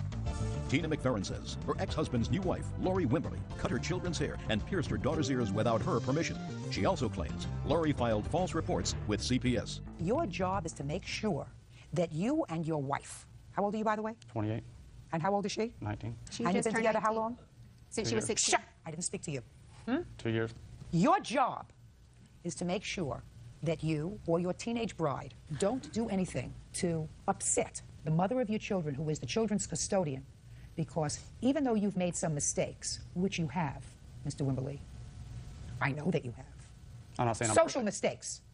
Even though you've made certain social mistakes, the children are the innocents. So that if you know that it irritates the custodian of your children for you or your teenage bride to take them to the hairdresser and have their hair chopped, then you say to your bride, don't do it. I don't want to put the children in the middle of this. I don't want to upset her, because after all, they have to go back to her. Do you understand me, Mr. Wimberly? I understand that I had no rights then. You are dumb as a bucket of rocks. Don't you understand what I just said to you? Aren't you? You have rights, sir. Your responsibility is to see to it that your children are not stressed by living with a custodian that you purposely stress out. Because if what you're saying to me at age 28, that you don't understand the difference between what your rights are, yeah, I could take my kids and I can take them to have their hair cut. I have rights, I'm a father. And then your kids have to go home and listen to her shrieking because you cut their hair. I'm saying to you, your responsibility is different from your right. Do you get it now? Yes, Your Honor. Now, you may choose to ignore it. If you do so, then two innocent people, that is your children, are going to continue to suffer because you are a pig-headed, dumb as a bucket of rocks father who's 28 years old, couldn't keep his pants zipped, got together with a 16-year-old, left their children, left their wife, and married somebody who was 17 years old, who he allows in 2002, when she was 17 years old, 2001, to take his children to a hairdresser and have their hair chopped off twice. That's what you did, sir. And, Your Honor, also, they've done these false police reports that I had to continually deal with. What false police reports, Ms. McFerrin? This one was for April 22nd, 2002, and they said I kicked their dog, and I kicked it so much that its guts were coming out. No, Your Honor, and that's not right. I killed the dog. Who saw her kick the dog? I did. She showed up at my residence. I was in the shower, Your Honor. She You were in the shower? It was Yes. midnight, beating on my house, and she went to the door. I was in the shower. It was around 11:30. What did you go to the house for? It was about 10 o'clock in the evening. What did you go to pick the up my house? children's baseball uniforms that they did not send back after the weekend visit. What time did you go to the house to get them? I called them about 10 o'clock, right before 10, to discuss it with them about the uniforms and asked them to bring them to the house. And? They refused. They said, Who? we're not bringing it. Who did you speak to? Lori, because I'm not allowed to talk to Neil. Why not? She will not let me talk to him. Okay. Yeah, remember having that conversation with her? I do remember that. I had asked her if we could meet somewhere because she waited so late in the evening, and she refused. She said, bring it to my house. And she hung up the phone and kept hanging up the phone. And then at 11:30, 12, she shows up, banging on the door. I heard a big boom in the front of the house. And I had opened the door, and she was walking down. We have a patio kind of, and I just saw her. She kicked a can full of nails because we were building, and then she kicked the puppy, and the dog ran off. That's a lie. Shh. Let me see the police report. She doesn't even mention me. The police doubt your story. They say that the puppy had an old cast on its leg. No, it was a new cast. No, the police said that the puppy had an old, dirty cast on his paw. Ma'am. That's what the police said. It was outright lie. And that you said yourself to the police that the dog had broken its leg because you stepped on its paw a few days earlier. When she ran out there, and when I got out there, she was already leaving. She had called the cops. The nails were everywhere, and the dog was screaming, and the next day the dog would not eat or nothing, and the dog died. His whole stomach was exploded. He could not eat. He died. Your Honor, they don't even have a fence around their yard. Why would they leave a pet that's injured out in the front yard? Well, There's no animals. He was holding the pet, according to the police officer, anyway. What I'm telling you is, you got to stop doing this to each other, because what you're doing is hurting your children. You're right. They're in counseling Well, now. but you're right. But it seems to me that you are doing things, Mr. Wimberly, to exacerbate a problem. If you return the children to their mother after a visitation and neglected to put their uniforms into their bag, how far is it to her house? About 25 miles. 25, then you get in your car and you bring the uniforms. See, she called in late. I work. I go in at 4. I go in at 4 in the morning. Don't speak. I'm not speaking to you. I work. She doesn't work. I can't get up at midnight and do an hour turnaround when I She go in didn't at 4. call you at midnight? She called at 10. But at 10 o'clock, being at o'clock, we work 4 o'clock in the morning. She said, listen to me, sir, because, you're going to fall over your own tie. She called you at 10. According to you, she doesn't work, so she could have come over to get him because you work at 4 o'clock in the morning, so you were going to sleep. Is that right? I wasn't asleep, but I should have been. Just a second. Then you just told me that you didn't see what happened outside because you were in the shower the whole time. I was in the shower. Well, if you were in the shower, sir, then you weren't sleeping. I wasn't sleeping. That's right. So if you weren't sleeping, and if you wanted to keep peace, so you weren't sleeping 2 hours later, you could have gotten up at 10 o'clock from the couch where you were watching TV, gotten in the car because you forgot the uniforms, driven them over there, and been back by 11. Then you could have been in the shower by 11:30 and not had all this problem. You were the ones who forgot the uniforms, right? Yes, You weren't going to sleep. You don't do things to frustrate her. That should be first and foremost in your mind. Not who's right, who's wrong. I'm going to exercise my rights. That's what you do. Your Honor, when she went and got my daughter's ear pierced, she signed this form stating that she is a parent or guardian. They were not even married at that time, and he did not know about the ear piercing. And I have a tape saying that when they got home, I was surprised about it. He didn't know about the ear piercing. Isn't that right, sir? I knew they were going to do it. He was called. I had called him from my cell phone when we were at Walmart. We went to Walmart. Krishna was looking at earrings. I wish my mommy would have pierced my ears. And then you say what? What would you say today? We had waited for. Now we'll say no. Waited for Tina to do it. My daughter. It's not your job. They're not your children. You take them to lunch. You take them to a movie. You take them to a park. You take them to the beach. If your husband's not around, if he's working, and he should always be around when the children are there. When you have visitation with your children, there should never be a time when you are not with your children, sir. Only when I work on Saturdays. Then if you work on Saturdays, sir, then maybe they should be with their mother on Saturday. Yes, ma'am. Because this is going to be friction. I'm going to explain why it's going to be friction. Because your wife probably wants to have a child with you. You don't have children together? No, ma'am. But she probably would. What? That's her whole upset, I think. No. She would probably like to have children. No, Your Honor, we were pregnant at You one were. time, and we miscarried, and Miss McFerrin drove all the way to my residence to say congratulations on the baby when she found out that we had lost it. That's evil. That's evil. That's where we're left on that. Evil. Exactly. It's not what I'm saying to you. What I'm saying to you is you want to have a family. She Eventually. would like to have a family. Yes, It's ma'am. frustrating for her knowing that it's going to be financially difficult for her to have a family because you're paying so much out of what you earned for your old family. I've heard this 100 times before. What I'm saying to you, sir, is you have to be smart. You have to say, if I'm going to have visitation with my children, I have to be there. Do you understand? Yes, Your Honor. Okay. Now let's get back to visitation. The children are in counseling right now because they have told the children if they live with me, I'm going to kill them. They have told the children I have AIDS. They will not come pick them up. Go ahead. Can I speak for 1 second? Okay, the weekend that we cut my children's hair in Louisiana, we came back. That following Wednesday, we had received a letter in the mail. Circumstances beyond her control, which to me sound like she cannot drive. She cannot bring them to the meeting point in the divorce decree. Why couldn't you meet them? Because this is what they did to my children's hair, and I wasn't going to do anything to help them out to do That's wrong. Absolutely wrong. Right. You don't get even by harming your children. Right. That's why I said they can come get them. What did I say to him? Exactly. You sound like you sound like you suffer from the same dumb as a bucket of rock syndrome. When was the last time you saw your children? When I cut their hair, I ain't seen them in over 2 months. Well, that's outrageous. April 8th. When are you supposed to see them again? I get them July 1st. I'm sorry. You have nothing to do with this. This is not your business. Don't you understand that? I'm supposed This to. is not your business. July 1st, I was supposed to get them for a month. I didn't see them on Father's Day or nothing. Well, are you planning to take the children to the meeting place so we can pick them up July 1st? As long as their counselor says that they're stable enough Listen to to go. me. As long as there's a court order for visitation, it's your responsibility to comply with that order. Do you understand? Yes. I mean, I certainly hope that somebody is going to say to you, as frankly as I'm saying to you, your children are supposed to see their father. And the fact that you have taken that away, eventually, if you do that, they're going to hate you. I'm telling you, they may not hate you when they're 7 and 10. They'll hate you when they're 15 and 12. They will hate you. Listen, you don't have a case. I can't fix the world in a half hour. I can't fix the world. I can't fix the world in an hour. This is not a battle between the two of you. This is supposed to be a joint effort to raise 2 healthy children. Get on it. Goodbye. Why is that excuse? You may step out. Boyfriend's ex-girlfriend, 26-year-old customer care representative Javon Franklin, for keying her car. Javon is countersuing, claiming Shauna slashed her tires. The answer is case number 211 on the calendar in the matter of Hunter versus Franklin. Has been sworn in, Judge. You may be seated. Thanks, Bert. Folks, have seats. You're welcome. Is the boyfriend here? Which one is the boyfriend? One in the burgundy shirt. Officer Bird. Looks like a nice enough gentleman. Yeah. Does he look as if he's special enough to start a war over? I'm not a real good judge on guys. What do you think? I wouldn't start a war over any of them. There you go. Oh, aren't you humiliated? Before we even start, are you a nice girl? Very. And you? Yes, Think you're a ma'am. nice girl? Yes, ma'am. Do you work? Yes, I do. There was a big pause there.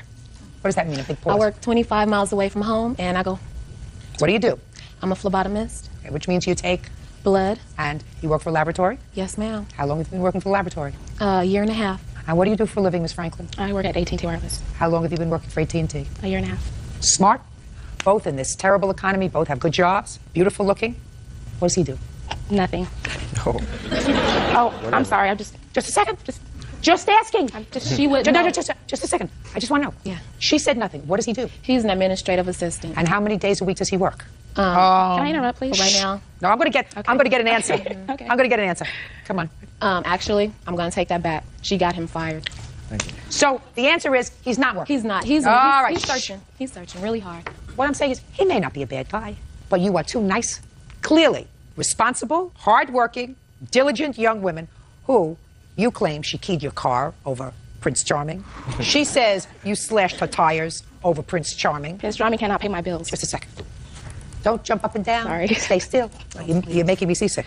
I'm sorry. Miss Hunter. Yes, ma'am. Tell me when Miss Franklin keyed your car. It was the weekend of Memorial Day. And how do you know that she keyed your car? I got 2 witnesses here that saw her do it. Firstly, I just want to set up the situation. She came ringing the doorbell at 4 o'clock in the morning. It's not the first He used time. to be your boyfriend? Yes, used to be. I broke up with him in May. He proposed to me in May. I told him no. Okay.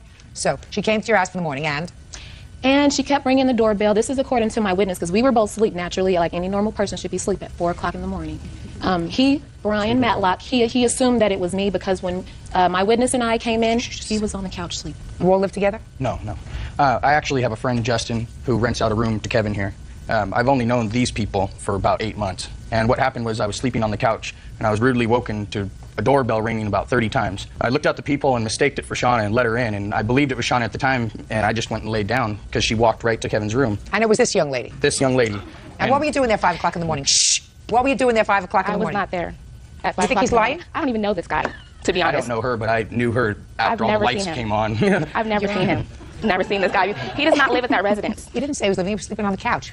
I've never seen him there. Okay, go ahead. So you let her in, and what happened? I let her in, and it escalated into an argument which carried out to the driveway. I, at that point, followed to make sure there was no fighting or anything at that point. I asked her to leave and told her that I was going to call the police. She told me, mind your own business, white boy, and keyed up the side of her vehicle. And you saw that? I watched every bit of it. And you say that never happened? That never happened. Okay, good. Now, this happened the early morning of May 24th, according to your complaint. Yes, ma'am. Then you say, after work on May 24th, something happened with your car, right? Let me hear what happened with your car. Kevin came to my house. He called me on May 24th and asked... Kevin, that's him. Yeah, that's him. He asked me to marry him. Let's go to Reno. I came up with some lame excuses. I told Kevin I was sick, I was tired, and my hair was not done. We got into a little argument. No, it sounds funny, but I did. Second time we were supposed to get married, we were on our way to Reno, got halfway there, I don't and care about the second broke up. Well, anyways, the 24th when he came over to my house, we got into a little argument because I did not want to get married to him. He left, called me 2:20 in the morning. He said he was downtown at a jazz festival. Can he come over? I told him no, I was already in bed, asleep. That afternoon, I went to work at 2 o'clock. Got email sent out to the whole call center and asked at 4 o'clock, is there anyone that drive a white Honda Accord? And I responded to that email. They said because there's somebody outside in the parking lot slashing your tires. Oh, you're banging on the table. It's Somebody's in the parking lot slashing at your tires. Do you have any witnesses who saw her do it? I do have witness. Chrissy Sims is a witness. Okay. I also Step have up. a police report for another witness, but she couldn't make it. She had surgery. Would you get the police report? I want to take a look at it. Chrissy, you have a last name? Sims. Who do you work for? I work for AT&T Wireless also. Did you witness Miss Hunter slashing Miss Franklin's tires? Yes, Your Honor, I did. And when was that? It was on May 25th. It was around 3:30, 4 o'clock. That's when I normally take my lunch break, and I was in our lunchroom. And I was just looking outside, and I saw a car parked behind her car, like slanted.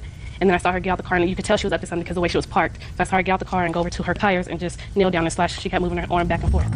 Judge Judy continues in a moment.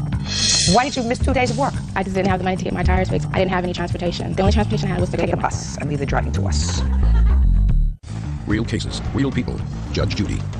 Shauna Hunter says her boyfriend's ex-girlfriend, Javon Franklin, keyed her car. Javon says Shauna slashed her tires. Okay, I'm ready. Your Honor, I'll tell you, I don't need a witness here. I slashed her tires. I'm willing to pay for her tires because I was enraged the next morning to find my brand new car. Perfect. Scratched. And you know what, on top of that, come to find out that this gentleman bought her tires. There was only one security guard outside. He came and chased me. That's when I hopped in my car and I ran off. Just a second. How much were the tires? The tires are $300. Well, let me have an estimate. I didn't even bring that, to be honest. I left that at home. Where did you think you were coming today? I didn't estimate for tires. She has a check here for $50. Who paid for that and where? Well, I don't Kevin know. bought them for $25 each. Oh. Is that right? She has 15-inch rims on her tires. I looked down, they were bald. It doesn't make any difference. I have here $975 is what you're suing for. Damages to the car, towing expenses, lost wages, and harassment. Correct. Okay. And how many tires were slashed? It was 2. Bird, I know nothing about tires. I know that they make the world go round. Can you get a tire for $100? Can you buy one tire Yeah. for $100? Yeah, you can buy one Is tire that, for nice, $100. is that a good tire? That's a real good tire. What's an average price tire for a Honda Accord? And they're 17-inch. Maybe $75 a piece. All right. Now, how much did you pay for the towing of your car? The towing was only $65. And what kind of lost wages are you talking about? 2 days of work, miss. Why did you miss 2 days of work? I just didn't have the money to get my tires fixed. When I got it towed, I had it towed to my house. I didn't have any transportation, so the only transportation I had was to go Take get a my bus car. and leave the driving to us. Okay. Now, I want to see pictures of the scratches to your car. By the way, she scratched it 2 times on 2 separate occasions. You have an estimate on painting it? Yes, ma'am. There isn't much of a question in my mind that Miss Franklin keyed your car. She certainly acknowledged the fact that she slashed your tires because she was angry. Your Honor, I did not key her car. I would like to take a lie detective test if that's possible. Okay. Anyway, that's my finding, and I think that you two ladies should just cool it. I agree. Totally. And it's going to cost you some money to fix your car, and I'm going to do a setup because I have a claim and I have a counterclaim, and after I did all the math, although you have a claim for some $1,100 for the painting of your car, you're going to get $785 because I have deducted what I believe is the cost of the tires and the towing. Judgment for the plaintiff, the amount of $785. That's all. Thank you. What is our excuse? You may step out. She's more than welcome to have. She's actually doing me a favor. As soon as she moves on with herself, the better off she'll be. He said, I heard this part for the last time, and I will pay for this. We were doing just fine until she came back around, just causing trouble, knocking on the door at 3 o'clock in the morning when nobody wants her there. This is my payback. It's cute. And now the next case. All parties in the matter of Scott versus Butler. Step forward, please. 22-year-old homemaker Shalisha Scott is suing her ex-boyfriend, 26-year-old cook Jermaine Butler, for claiming her children on his tax return. Jermaine is countersuing for car damage, stolen clothes, and an assault. Ms. Scott, you and Mr. Butler live together, according to what I've read. You have a child? Yes, together. Not together. How old is your child? My daughter is 22 months old. Do you also have a niece that's living with you? Well, she was in my care previously in 2002. How old is she? She's 4 years old. Why was she in your care? Just temporarily, just to take care of her. I asked you a direct question. You have a niece. Is this your sister's child? Yes. Was your sister not in a position to take care of her? No, she just needed some assistance and I helped her. Does your sister have any other children? Yes. How old are her other children? She has a 10-year-old, an 8-year-old, a 5-year-old, a 4-year-old, and a 3-month-old. Was this the only child that was out of her custody, or were they all out of her custody? No, there wasn't out of her custody at all. I just took care of her. Ms. Scott, according to your complaint, you lived with him, stopped living together. When he left, he took a computer and he took a car. Yes. You want the computer back and you want the car back. Yes. Those items, you say, were purchased with money that he received from his tax returns. You say he received that money from his tax returns because you allowed him to take your daughter and your niece as dependents on his tax returns. That's why I ask you these questions. Oh. So, do you understand? Yes. That's what you said in your complaint, that the only reason that these items were yours because you were taking care of a 22-month-old and a 4-year-old that year. Yes. So I assume you were not working. No. Is that right? No, I wasn't working. Right. So somebody was supporting you, your 22-month-old, and the 4-year-old. He says it was him because he was working. When we got together, Jermaine didn't even have a job until... I'm talking about the year we're talking about with his tax returns. He had to have had a job because he paid taxes and he got money back. Me and him didn't get together until the end of 2002. So he didn't take care of my niece at all. How long did you live together? We lived together for about 7 months. Who supported your 4-year-old niece? I did during this time. From what? From about March to about August of 2002. From what money? Oh, just welfare, just taking care of her, period. Just having her there all the time, basically. How did you support yourself before him? I was on welfare, basically. And your 22-month-old was on welfare? Yes. And the 4-year-old? She was on her mother's welfare, yes. Did you claim these 2 children on your tax returns? Yes, I did. Is that wrong? Yes. Of course it was wrong because we, as taxpayers, were paying for these children. And how much money did you get back as a result of claiming them on your tax returns? Approximately $3,000. $3,000 back. Now, but for these children, would you have gotten any money back? Yes. How much? Maybe less than $1,000. So let's say you got $2,000 back as a result of fraudulently claiming these 2 children on your tax returns. Is that right? Yes, ma'am. And it's your claim, Miss Scott, that you should be entitled to what you bought with this $2,000. Because if it wasn't for you giving him the right to take your daughter and your niece off on your tax returns, he wouldn't have gotten this money back. Yes. Is that right? Yes. Because you didn't work during that time. The only money that you had was provided to you by the state. Well, actually, in the beginning of 2002, I had a job. I worked. Well, tell me about your job. Yes, I was a dental, not a dental assistant. I worked at Wienerson School as a manager. Okay. How long have you been on welfare? I've been on welfare since September 2001.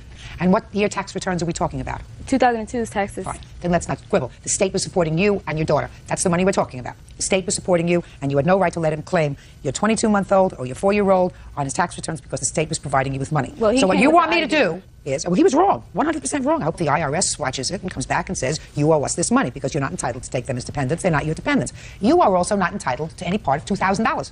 Well, I know, but I'm just saying that was our agreement we came up with to make extra money. And you came up with a scheme. You came up with a scheme with him. It was an interesting scheme. I'll give you the law very quickly, Ms. Scott. The law says that in order to come into court and ask the court to help you, you have to come in with clean hands. If you come in with dirty hands, which means that you have to put your hand down, which means that you haven't done the right thing, you don't get the court's help. Yes. Do you understand? Yes. Right.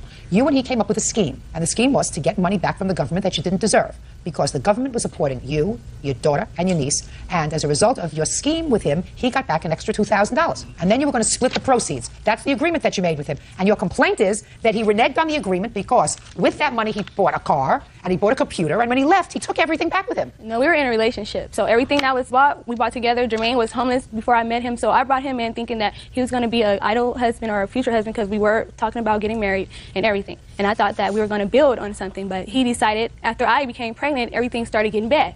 And he decided to to whole leave. story. Listen to me carefully. I'm just saying. Listen to me carefully. You're not his wife. You are legally nothing to him. Who are you? I'm a brother. I don't want to hear from you. Let me think that at least one member of your family was not absent when they gave out the noodle department, okay? Do you understand? She doesn't get it. Your case is dismissed. You have absolutely no cause of action. You did the wrong thing by permitting him to take 2 people as dependents who were not his dependents. He did the wrong thing. I'm speaking. He did the wrong thing. He ended up with a computer and, according to you, a car that he bought. For me, that was my car. That he bought partially from tax return refunds that he shouldn't have gotten, and the IRS may come back and get him. I don't know that. I know certainly you're not getting any money from him because you did the wrong thing. Goodbye, good luck, have a happy life, take your brother with you. I don't want to hear him, I don't want to look at him, I want him out of here.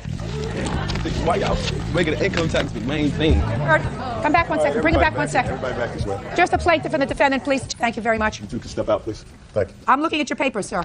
Listen to me carefully. Vandalizing their van. Maury is denying the charge.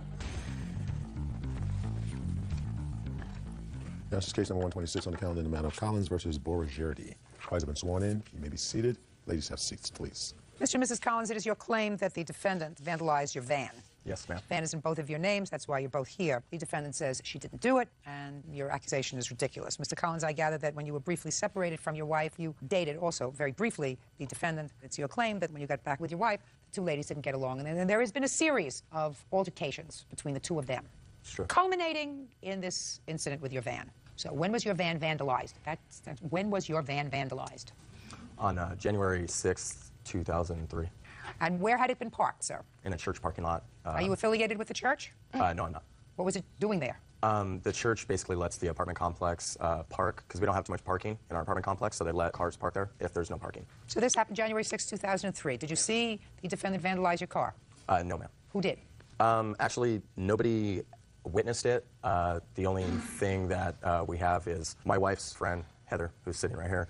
She's seen Miss Borgherdi leaving in her car the night when that happened. She came to our house about 4:30 in the morning. On what morning? The day his car got vandalized. At the 6th? Yes, the 6th. She came over banging on our door. Did you go over to their house 4:30 in the morning? I went at 2 in the morning after they had broken my car window. Okay, so you went there 2 in the morning. And why did you go there 2 in the morning? Basically, after I made the police report, I went over there to confront her to tell her to pay for my car. You thought that Mrs. Collins broke your car window. I walked out and saw her car by my car drive away, and she yelled at me, "That's what you get," with both of them in the Just a car. minute, and they were both in the car. And you friend went here there at 2 witnessed o'clock it in the also. morning. Yeah. Well, that was stupid. I know, I guess it was, but Well, mean, have you been doing other stupid things to them? Nothing stupid, no. Huh? No, ma'am. So at 2 o'clock in the morning, you went over there and told them to pay for the window. And what did they do? She just kept saying that she didn't do it and get out of here, I'm going to call the police. And I just kept saying, you did do it. I want you to pay for it. Go ahead, call the police because I'm not doing anything wrong. Tell them to come here. So you went over there to have an argument with her? Basically, I guess. Yeah. I called Sorry. You went over there to have an argument with her, and you did? Yeah. And did you get satisfaction? Did she pay for the window? No, she didn't. So I assume that when you left, you were very angry. Well, I just... Of course you were. You were very angry when you went over there. So when you got no satisfaction, you were even angrier when you left. Is that a fair statement? Of course it is. Stand up here. Tell me your name. Heather Roberts. You saw her car? Yes. What time? It was after the cops had left, so it was like early morning around After there. the cops had left who? Their house. Our house. They came to our house. And you all lived together? No. No, she I came came to pick over up my to daughter. get the baby. What baby? Her baby. For what? Because of all that conflict. I don't want the baby around. Yeah. Are you a neighbor? Well, I'm her best friend. My daughter's I just grandmother. live like a block away. And you were there after the police left? Yeah. What did you see? I saw her car and I saw her with the blonde girl getting into the car next to the church parking lot. And then I left. Had you seen a blonde girl there that evening? They came to my door. Her and that lady came to my door, screaming and yelling. They threatened our car. We have incident reports, we have police reports, everything. She left before the cops. We told her to wait, and she left. Is there anything else around this church parking lot? Not really. Now, when you say you saw the defendant's car, had it been parked? Yeah, it was like if you pull up in front of the church, the parking lot next to it's not that far away. The location where you saw them getting into the car, was that a parking space or was it just... It was on the street. What does that mean on the street? Fire zone. Pulled up in front of the church. So it's not a parking space? No, actually, it's just on the street. I'm not speaking to you. So it is not a parking space? No. That's all I wanted to know. Thank you. Can I see damage to the van? Yes. I have pictures of all the damage. You want police reports? Yes. I got estimates, bill of sale on the vehicle. What do you mean bill of sale? It got towed. It got towed. You couldn't move it. And I couldn't pay for the towing costs or anything like that. It was towed because it was vandalized in a church parking lot. It was towed because it was vandalized in a church parking lot. Well, that's not a violation of the law. The church I towed know. it. The church towed it because we couldn't move it. And I also have... Just a sec. Don't give me a lot of baloney. Vandalized doesn't mean that you can't drive it. The tires were slashed, and the windows were all busted out. There's glass everywhere. There's blood all over the car. Yeah, it wasn't drivable. There's blood all over the There car? was blood There was all over blood. the car. It's a malicious act. One of you must have gotten hurt when you did this to the car. Police saw fresh blood on the ground. Okay. What is this that you're giving me?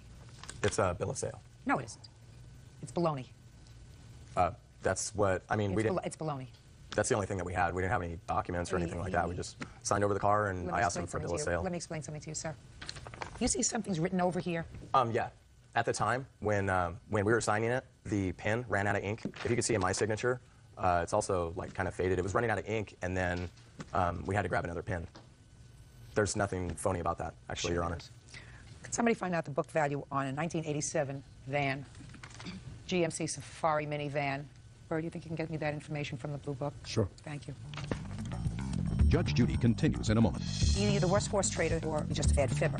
So you try to give me this piece of garbage, which is meaningless, nothing. You made it up yesterday. And later today, he's cussing and he's screaming. He's going to kill the dog. He's going to barbecue it. He's going to skin it alive. She was hysterical. She thought he was going to kill me, come back and kill her. He terrified us.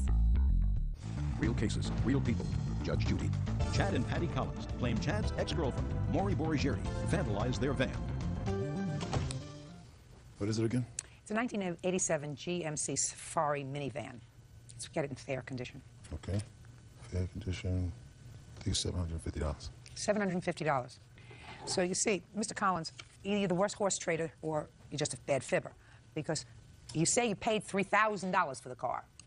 Where'd you get $3,000 from? Actually, I didn't pay the whole $3,000. I paid $500 up front, and I'm still paying it off right now. Show me. Show you? Yeah. I don't have any proof of that right now. Right. I do not. Correct. See, I didn't even know that when I said this was a lot of baloney. Because if this is a bill of sale, it would have said that you were purchasing a car for $3,000 with a $500 deposit and the rest being paid at the rate of $100 a week or $200 a week. Do you understand? So you try to give me this piece of garbage, which is meaningless, nothing. You made it up yesterday, so that goes in the garbage. That's one thing. Now, so far, I gather that you paid $500 for this old van, if that. The van, according to the Blue Book, is worth $750. You're suing her for $4,000. That means your 87 Safari is the only one in town that's appreciated in value in the last 8 months. Do you understand, Mr. Collins? Yeah, I understand. You got it. Good. I'm glad. You got it. I mean, I don't know whether you think that everybody's stupid, but I guarantee you, not all people over 40 are stupid. And as we get older, some of us get smarter. However, you vandalized his van. You and your girlfriend. I don't know which one of you got cut, and quite frankly, I don't give a rat's behind which one of you got cut. You did it because you were in a bad mood, in a foul mood. You called the police. You couldn't even control yourself, because after you called the police, you went storming over to their house. Quiet! You went storming over to their house. You were furious. It was in the middle of the night, and you got zero satisfaction. You and your girlfriend found his van and proceeded to slash his tires and bust out the windows. That's going to cost you $750. Judgment for the plaintiff. Get out. All these are excused. You may step out.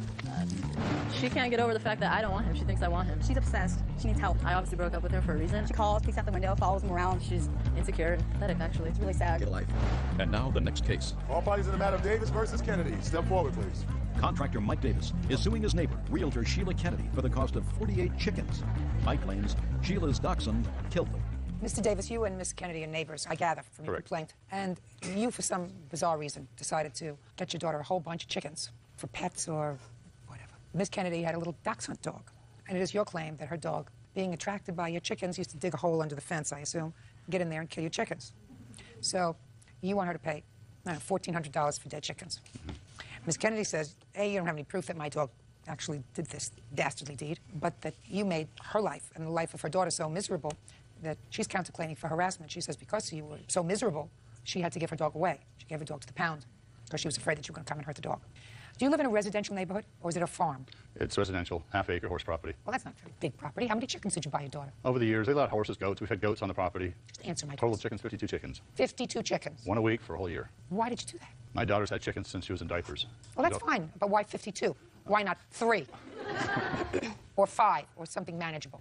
We just accumulated 52, like, just off number, but that's how many accumulated over the years. When did you begin noticing that the birds were dying?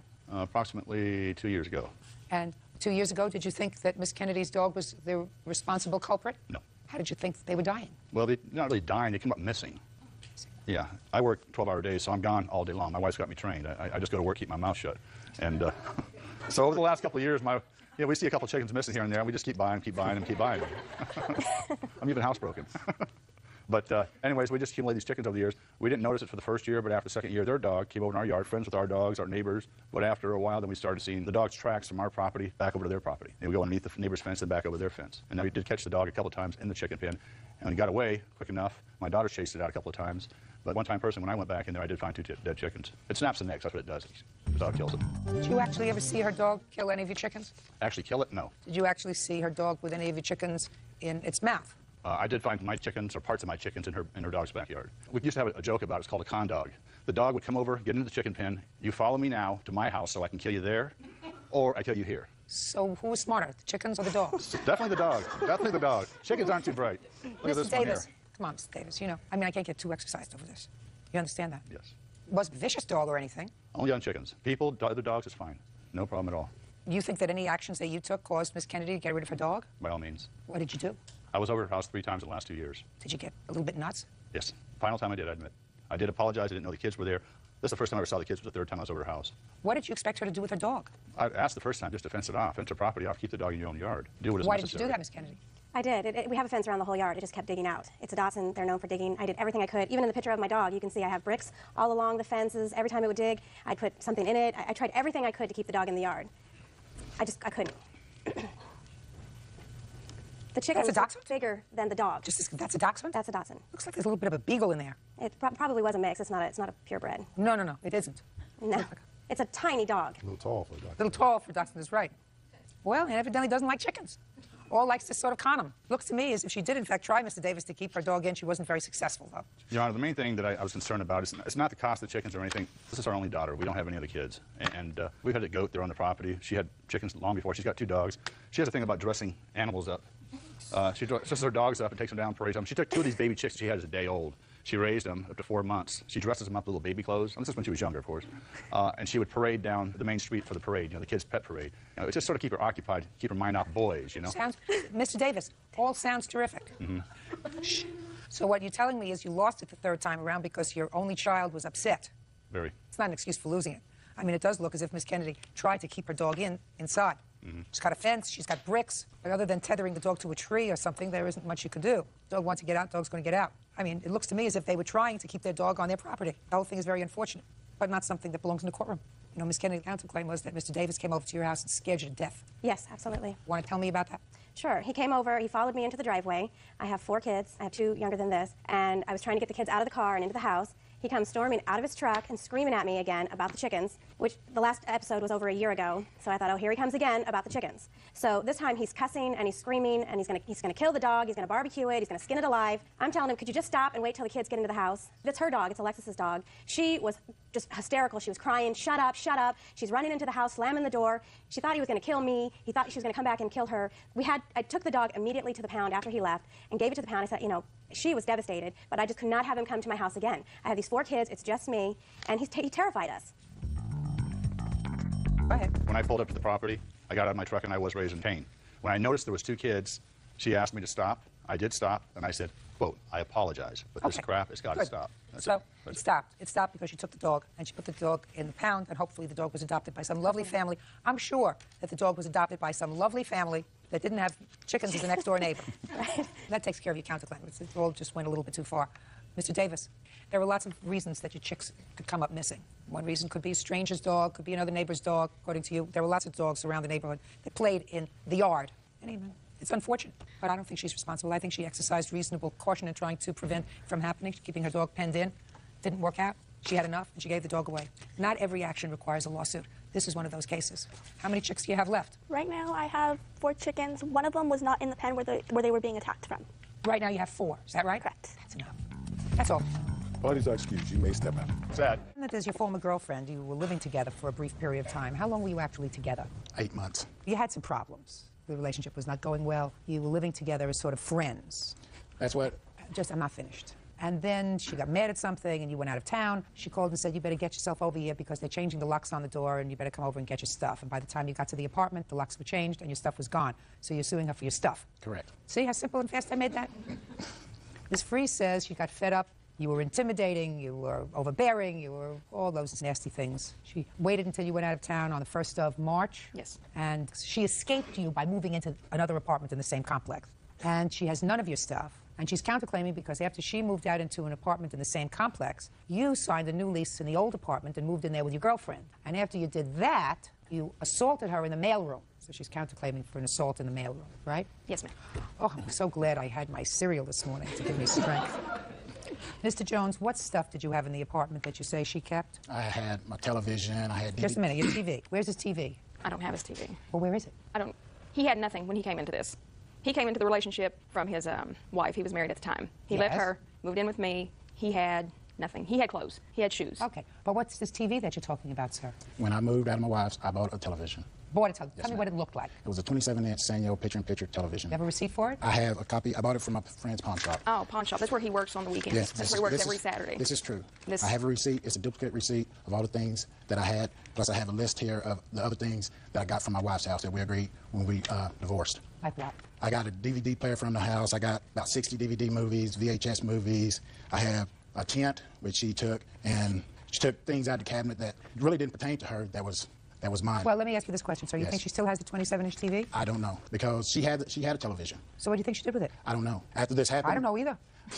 I don't know if she sold it or what. She said she doesn't have it. She gave it to her friends that helped her move out of there. Maybe. Because when we got together. When did you get the call, sir, to come and get your stuff? I got it March the 1st, approximately 1:15 to 1:30. In the afternoon? Yes, ma'am. Okay. And when did you get over there? I made it back to Oklahoma City about 3:30 to 4. And what happened when you got back there? I went directly to the leasing office. And? And filled out a new lease. I'm asking you, did you go to your apartment on March 1st? Yes, after I stopped at the leasing office. And what was there? That was my clothes.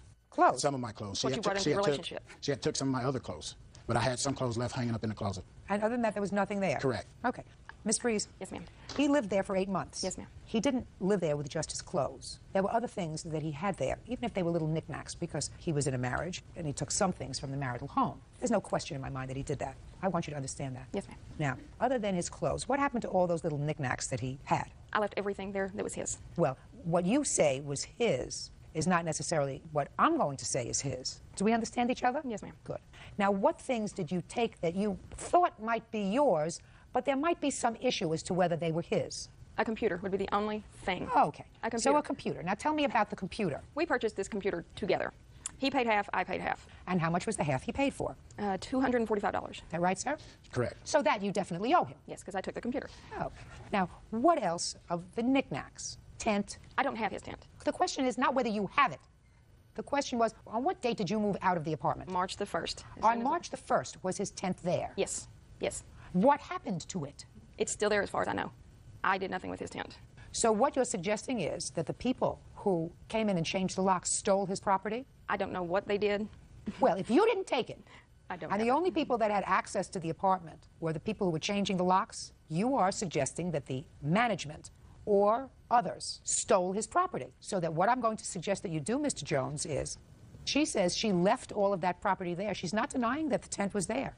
And I assume the other things that he's questioning, too. Yes, I took nothing of his. He came in. He came in with clothes. He came in with personal hygiene. Yes, Miss Freeze, we're not going to play with each other because he's going to go to the police department and he's going to file a criminal complaint against other people. And I want to get your statement absolutely 100% clear, down, pat, so you have no wiggle room 2 weeks from now when the police come to investigate this alleged theft. You are saying that you left his property, including his tent and all other belongings, in the house. Is that what you're saying? Yes, ma'am. You left those all in the house? Yes, ma'am, I did. So that the landlord stole them, is that right? I'm not saying the landlord stole them. I'm saying they're still there. No. I don't believe you. How's that? How's that? Judge Judy continues in a moment. How come you were helping your employee move? We saw an abused woman. She came and asked us. And later today, Nicolette's taken me through so much. Listen to me. I have a short life. I'm not interested in what Nicolette has taken you through. I'm interested in the $1,300 for the car. Get to it. Real cases, real people. Judge Judy. Alan Jones claims ex-girlfriend Brenda Freeze disposed of his belongings. Brenda says Alan is an abusive man. First you tell me that he moved in with nothing other than his clothes. Then with a little more prodding, we've got the fact, well, there was a tent there, but I left it. And then with a little more prodding, because you don't remember what you said 5 minutes ago, he did have his DVDs there. That's a far cry from he had nothing but the clothes on his back that he walked in with. Who are you? I'm her employer, Judge. You didn't take her stuff. No. You didn't help her move, did you? Yes. Oh, you did? Yes. You're her employer from, what kind of work does she do?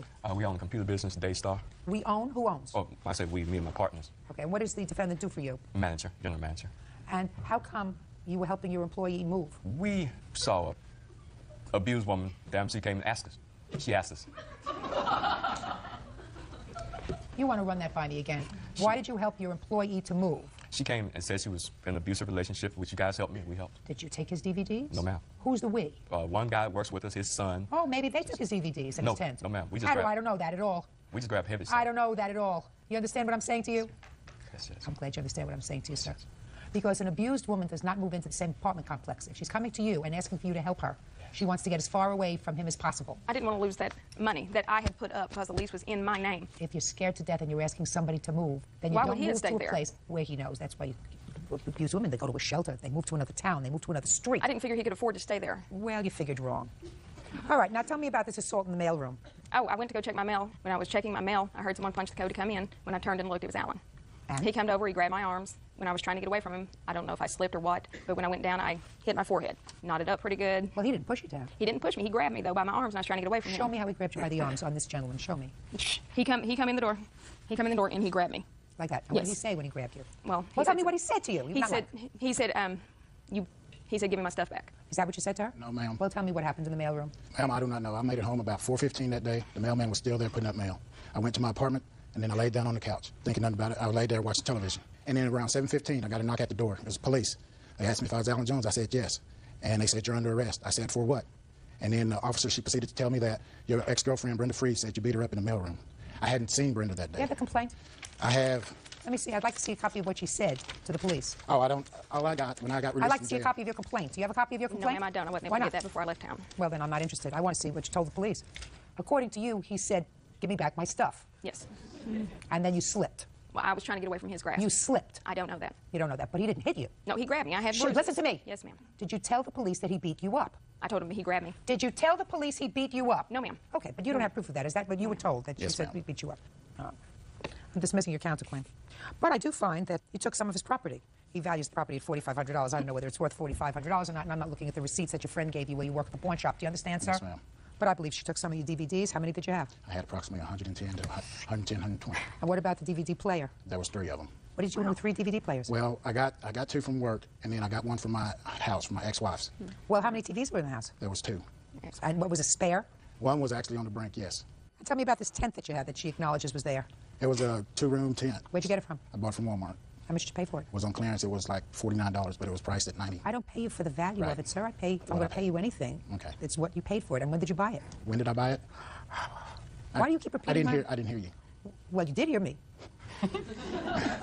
When I bought it in 2000, year 2000. You know, you two fibbers really deserve each other. But He's got a new girlfriend now. what? He moved his girlfriend in the day I moved out. Well, that's So, a good thing. That is a good thing. Good for her. That's a good thing. Anyway, judgment for the plaintiff in the amount of $1,000. I think that probably all your property is worth that, not the $4,500 that you claimed. That's all. Your counterclaim is dismissed. Parties are excused. You may step out. I didn't get what I wanted, but justice was served. He abused me through the whole relationship, and he didn't have what he said. She's psycho. She's crook. I told him I wanted to leave, but he told me he didn't want me to because he couldn't afford to stay there by himself. She's fruitier than a Fruit Loop. And now the next case. All parties in the matter of Thomas versus Warden. Step forward, please. 21-year-old dispatcher Nicolette Thomas is suing 21-year-old auto detailer Anthony Warden for an unpaid loan to buy a car. Ms. Thomas, you claim a loan to the defendant in the amount of $1,300 for an old car. Yes. But it was a new car to him. Right. Why would you loan him $1,300? He was my boyfriend, and we had been dating off and on for about a year. And I got my income tax money, and I was going to get a new car, but we couldn't share cars because Were we you were living different together? hours. Yes, we were living You together. were living together? Yes, we were. Go ahead. So his boss was selling a Lincoln for $1,600, and he said if we were to give him $1,300, he could drive the car home and just pay the $300 when he gets it. So I loaned him the $1,300. Well, what did you say to him? And what did he say to agreement. Shh, listen to me. Okay. He came home and said to you, my boss has a car that he's selling. Yes, and he wanted me to get the car. I didn't want that car. I wanted a new car. I said, well, I can't give you $1,300. I can loan you $1,300, and you have to pay me back little by little. Is that what happened? No, ma'am. I didn't think so. Go ahead. Your Honor, Nicolette has taken me through so much. Listen to me. I have a short life. I'm not interested in what Nicolette has taken you through.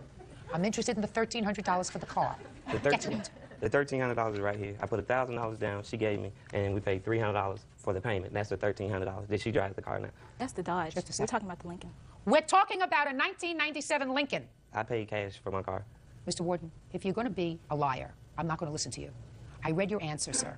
Your answer says that you took $1,300 from her, but it was a gift. Yes, ma'am. And now your other story is that you gave the money. It wasn't our money. She never gave me any loan. I never said that. The money she's talking about is right here. Mr. Warden, you're really going to irritate me. And Burr doesn't like it when people irritate me because he doesn't like my reaction when people irritate me. But I can't stand people who lie to me because they think I'm stupid.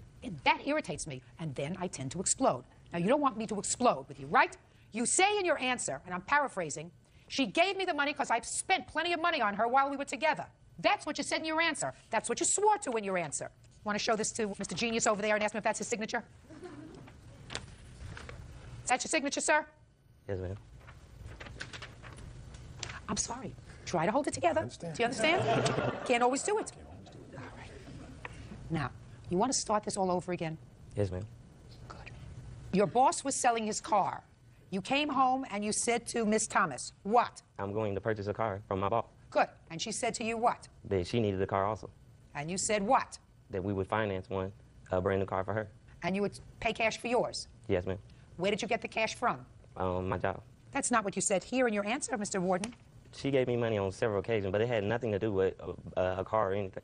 We gave each other money. Well, what did she give you money for at about the time that you bought the car? Around that time, we were hurting because I was purchasing my car and she was purchasing hers. We did not loan each other anything. I didn't ask you whether it was a loan, sir. I said, how much money did she give you at around the time that you purchased the car? Not a cent. Oh, you two people really deserve each other. You're a liar. You can't follow your own storyline in your head. You said we gave each other money back and forth, and by the time I was financing the car, I was really strapped for money. So I said, how much money did she give you? About that time, you said nothing. You are better off without him. Because he's the kind of guy that will continue to lie to you, but will always be tripping over his tie because he doesn't remember 1 minute to the next what story he's telling you. Do you understand? But this was not a loan. You never made him a loan. You gave him the money.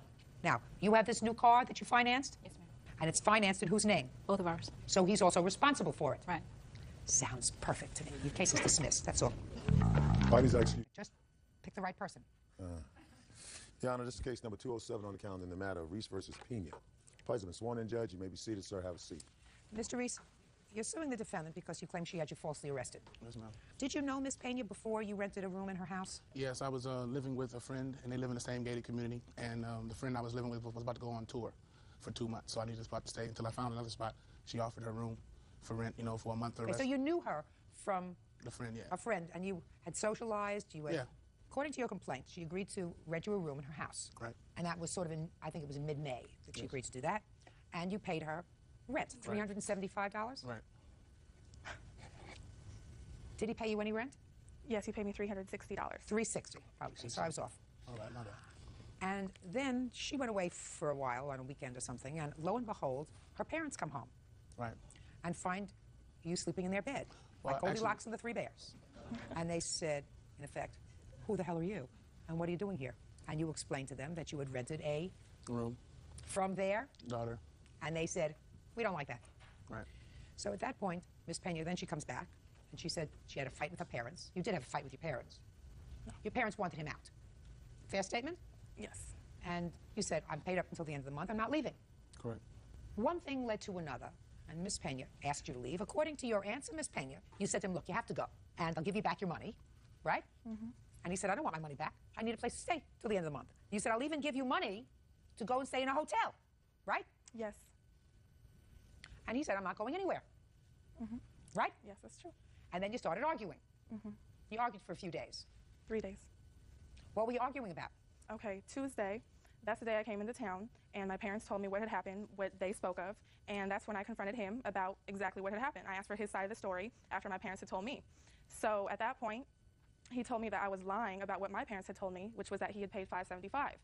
And at this point, they were very displeased at what had happened because he had lied to them in their face. No, they were displeased that you rented him a room. No, that's not how it was. I want to know what you were arguing with him about. We were arguing because he denied that my parents said that he was going to pay $360, which is what I had told them. He had already paid $360. Exactly, but he had told them that he was paying $575, so that's why I confronted him. Excuse me? Monthly. Monthly. And he had given you $360, but that was just for 2 weeks, madam. Yes. I mean, get with the drill with your math. He paid you for 2 weeks, $360. Yes. So is that what you were arguing about? Yes. For 3 days? What prompted you to go to the... we I'm weren't. speaking. Then you said you were arguing nonstop for 3 days. So that's... Now, you've told me what you were arguing about. And since you were arguing and he wouldn't leave, you went to the police. He threatened me on the 3rd day of our argument. So How I did he filed a threaten you? complaint. He told me, while we were arguing in the morning, a friend happened to call me on the phone. and he heard the way that... What were you arguing about? We were arguing about the same situation we had been arguing for the past 3 days. Why didn't you just leave him alone and let him work out his contract, because he'd already paid till the end of May, and let him leave? Because my parents wanted him out of the house because he had lied to them. So that's why I offered him money so he could leave early, because we... He didn't want to leave early. Okay. And then I'm asking you why you went to the police. Now you were going to tell me that. He threatened me. How did he threaten you? What did he say? Because after I had spoken to my friend on the phone, he told me that if I had anybody try to get him out of the house, that he would take care of me or he would handle that situation with me. And I had never said I was going to do anything of the sort. I was trying to get him to leave civilly. But that's why we were arguing, because I couldn't do that. So he said that if he, if I try to have anybody escort him out of the house, that he would handle that situation. So I went and filed a complaint. Why? Why? Because I felt threatened. He was being very hostile. Go ahead. So you went to the police and you filed a complaint. I want to see a copy of the complaint that you filed. First one. You filed 2 complaints, is that right? No, just one. Oh, really? I read your answer and it says that you filed 2 complaints. No, I never said that. Oh. You say in your answer, madam, that you were arguing for 3 days, so I decided to go to the police and file a complaint. Later that day, we argued again. This time, he threatened me by saying that he had a gun. I called the police and they came and arrested him. Yes. So when you went to the police the first time and you told them this baloney story, they did not come and arrest him, is that right? No, all I did was file a complaint against him. I went to the police department. Okay, fine. And then what happened? Right, you filed a complaint. What's next? The same evening, he came home and we started arguing again, and the argument escalated. What, just a second. He came home and shh. Pay attention to me. I'm much smarter than you are. I got it. He came home, walked in the front door. Where were you? Sitting on the couch. What did you say to him or he say to you? I asked him if he would decide to leave early. So you started with him and you said, I want you to leave. He already told you he's not leaving. And he said what? He said that he wasn't going to leave, began degrading me and insulting me again. At that point, he told me if I had anybody come and try to escort him out of the house or advise him to leave, that he had a gun upstairs in his room and that he would use it if it was necessary. Judge Judy continues in a moment. Your story was totally different, by the way, in your complaint than what you just testified to, because you're so stupid you can't even get your facts straight. And later today, I had been putting money into their account because I was filing for divorce from Mr. Minks, and I was trying to hide the money from him, so... Babe, you can't do that! Real cases, real people. Judge Judy. Chris Reese says ex-roommate Belinda Pena had him falsely arrested. Belinda says when she asked Chris to leave, he threatened her with violence. Yes. At that time, they're saying that I said I had a gun. They had already taken all her and her friends. They took all my stuff out the room and they wrapped it up in a blanket with my TV, DVD player, clothes, and put it at the end of the stairs, tied in a knot. So when I was driving home in a U-Haul, because I was going to pick up a bed to put in my new spot for the next month, I was driving home in a U-Haul. I got a call from one of her boyfriends talking about, he's from Compton. Just a second. So you telling me that when you were coming home that evening, when you came in on the evening that she's talking about, she and her friends had already cleared out your room? Downstairs on the bottom, tied up in a knot with TV, DVD, clothes, CDs, everything, iron. Yeah. And I walked in, there was 4 guys there, and I asked which one of you guys called me on my cell phone. They was like, it's not us. She said it was somebody else. I got upset. So there were 4 people there, already. Herself and how many of her friends? 4 people and her. And her were there. Now, was that the time that you called the police? I didn't call the police. She called the police? Oh, yes, yes. Is that when you called the police? Yes, after. And you had 3 friends? Which had nothing to do with it. I'm speaking and I asked you a question. You had 3 friends there, is that correct? They happened to stop by, yes. Well, I want to tell you something. I'm trying to hold my fury because not only did you manipulate the justice system because of your lies, because you couldn't get your way and you figured the only way to get your way was to file a complaint against him with the police department, so you went down there once. And your story was totally different, by the way, in your complaint than what you just testified to because you're so stupid you can't even get your facts straight. That's nice. You say that he was going to get somebody to take care of you. Well, that's not what you testified to. You said if anybody tries to get me out of here, I'm going to be able to take care of the situation, not take care of you. That was the first time you went to the police. And then when the police would do nothing, because you figured you'd go down there, cry a couple of tears, and they would be very sympathetic, they would come and throw him out. Then you had 3 friends over. You had already packed up all of his stuff. It was already in a big bundle, so you knew there was no gun upstairs in his room because the room was cleared out. Exactly.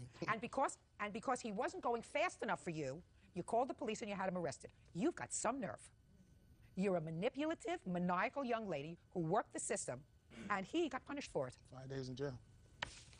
Ultimately, the case was dismissed. Is that right? Yes, ma'am. I wish I could put her in jail for 5 days. That's all I want. Listen to me. I wish I could put her in jail for 1 day so that she would know how it felt to lose your liberty when somebody is lying because they didn't get their way. Judgment for the plaintiff in the amount of $5,000. That's all. All right, excuse you. Let's step out. He's just a huge liar. He's a complete liar. She had a 4-bedroom, only 2 people were living there.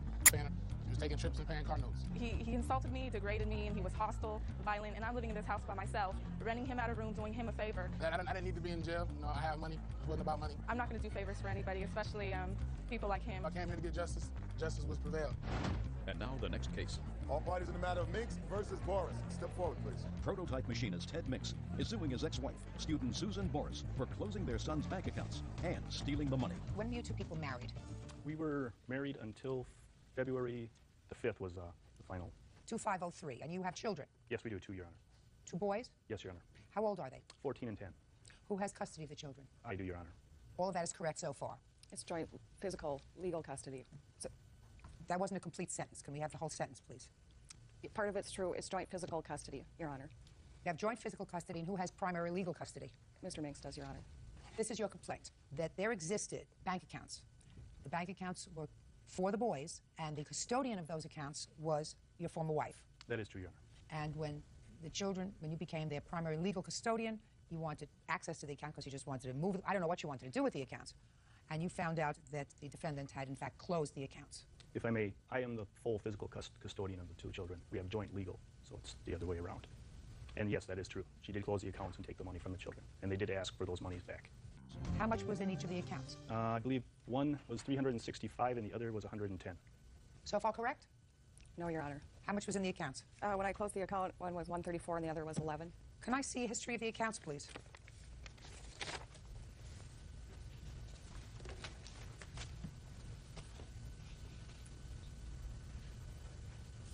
There wasn't a lot of money in these accounts, sir. The average balance for the last 12 months was $103.87. And that says for the last average balance for the last 12 months.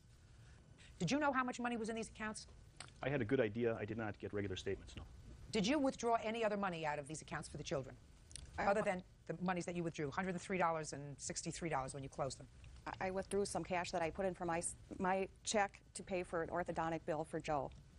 I had been putting money into their account for like transition because I was filing for divorce from Mr. Minks and I was trying to hide the money from him. So, and then... Babe, you can't do that.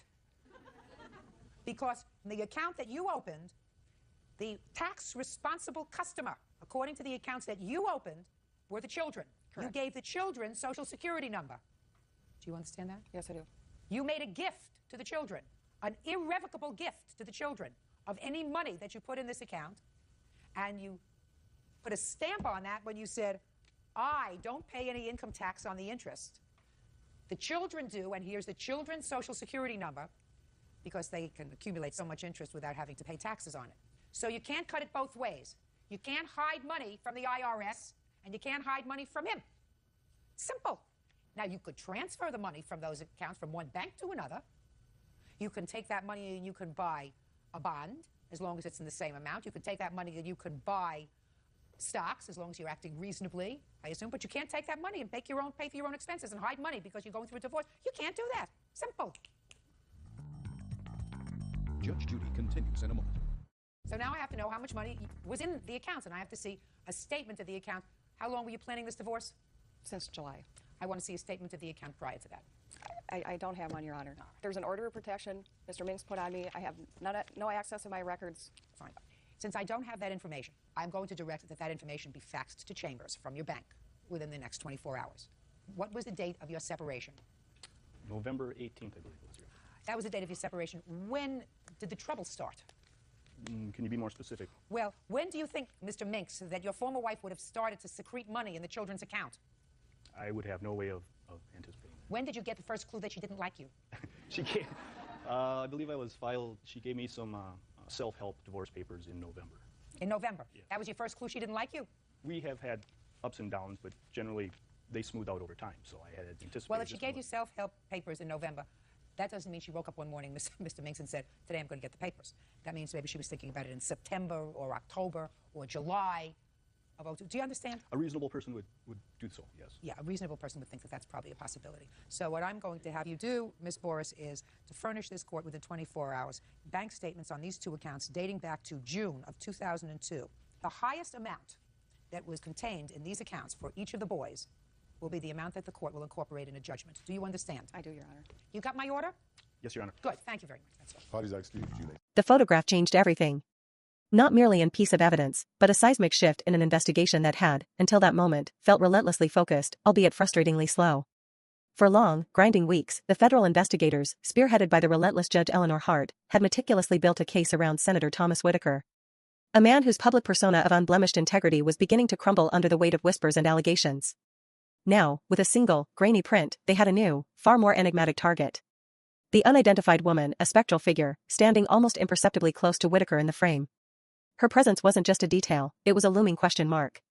She was the woman the anonymous source, an individual operating from the deepest shadows of Washington, had claimed everyone feared. A person whose very name evoked a chilling deference, a silent dread that permeated the upper echelons of power. Even Whitaker himself, a man who exuded an almost impregnable aura of self-assurance, was said to cower in her shadow. Judge Eleanor Hart, a woman whose career had been defined by an unwavering pursuit of justice, hunched over the image late into the night. The fluorescent glow of her desk lamp cast long, stark shadows across her face, mirroring the deepening gloom in her own thoughts. Her office, typically a bastion of order, was now cluttered with case files and steaming mugs of forgotten coffee. She scrutinized the woman's face, or rather, the impression of it, for the photograph lacked the clarity she desperately craved. The woman appeared unnervingly calm, even serene amidst the opulent chaos of the political fundraiser.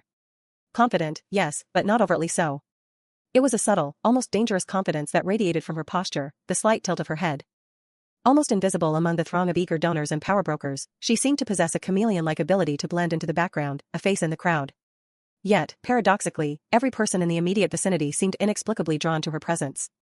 Their gazes, whether direct or peripheral, flickered towards her, an almost unconscious acknowledgement of something profoundly significant. As though she was more than just another guest, more important, more central to the unfolding drama than anyone, perhaps even Whitaker himself, truly realized. A silent conductor in an orchestra of influence. Special Agent Rachel Monroe, a sharp, no-nonsense operative whose loyalty to Judge Hart was absolute, entered the office, the hushed thud of her sensible shoes a familiar comfort. She carried a stack of fresh reports, their crisp pages a stark contrast to the weariness etched on her face. A subtle scent of rain and stale coffee followed her in. "We ran facial recognition," Rachel stated, her voice flat, devoid of any discernible emotion, a trained mask. She knew what was coming. And? Hart prompted, her gaze still fixed on the photograph, a knot of dread tightening in her stomach. Rachel sighed, a weary exhalation that spoke volumes of frustration and bewilderment. No matches. None. 0 hits across any known database, national, international, even our deep cover intelligence archives. The result was not just unexpected, it was utterly baffling, defying every logical explanation. The woman had been photographed at a major political event, a high-profile gathering swarming with the most influential people in the country. A venue where every face was scrutinized, every attendee logged, if not by name, then by association. Someone should have known her. A senator, a lobbyist, an aide, a journalist. Anyone. Someone should have remembered her. Her face, her bearing, her subtle yet commanding presence. Yet, every record, every digital footprint, every human memory seemed to lead to a chillingly consistent dead end. It was as if she had simply materialized from thin air. The following morning, a pall of uneasy triumph hung over the federal investigators. Warrants, meticulously drafted and legally ironclad, were finally prepared. These were not mere fishing expeditions but targeted strikes, aimed squarely at Senator Whitaker's intricate web of financial deceit. The team felt a surge of adrenaline, a rare moment of momentum. The evidence against Whitaker, carefully amassed over months of painstaking work, was undeniably strong. A mountain of irregularities, suspicious transfers, and shell corporations. The timing, as the legal team saw it, was perfect. The political climate was ripe for a high-profile takedown, and their case was robust enough to withstand the inevitable counterattacks. For the first time since the investigation had begun, Judge Hart felt a distinct sense of being ahead. Ahead of the curve, ahead of the conspirators, poised to dismantle their carefully constructed edifice. Then, with the sudden, brutal force of a lightning strike, disaster struck. A frantic, garbled call came through from the Federal Evidence Facility, a fortress-like building renowned for its impenetrable security. The voice on the other end was barely coherent, laced with panic. Critical evidence, the very bedrock of their case, was missing. Not merely misplaced in a filing error. Not damaged by some unforeseen accident. It was gone. Vanished into thin air, leaving no trace. The room, moments before buzzing with the quiet hum of professional activity, fell into an immediate, profound silence. The air grew thick with disbelief and a growing horror. What exactly is missing? Judge Hart demanded, her voice cutting through the oppressive quiet, though a tremor of cold fear ran through her. She knew, even as she asked, that the answer would be devastating. The answer, when it finally came, was terrifying in its scope. The fundraiser recording, the crucial video footage that placed Whitaker at the heart of the conspiracy. All related financial records, the intricate paper trail that detailed his illicit network. Witness statements, the fragile testimonies of those brave enough to speak out. Security footage from the event itself, the very eyes that should have captured every detail. Everything. Every single piece of evidence that unequivocally connected Senator Whitaker to the shadowy conspiracy they sought to unravel. Months of relentless, exhausting work, countless hours poured into every detail, had been erased, wiped clean overnight. The sense of being ahead was shattered, they were now staring into an abyss. Federal agents, a swift wave of grim-faced professionals, immediately secured the facility. The building became a tomb of suspicion, every corridor swarming with investigators. Every employee, from the highest-ranking supervisors to the newest janitors, was questioned, their alibis scrutinized. Every access log, digital and physical, was meticulously examined, cross-referenced, and re-examined for anomalies.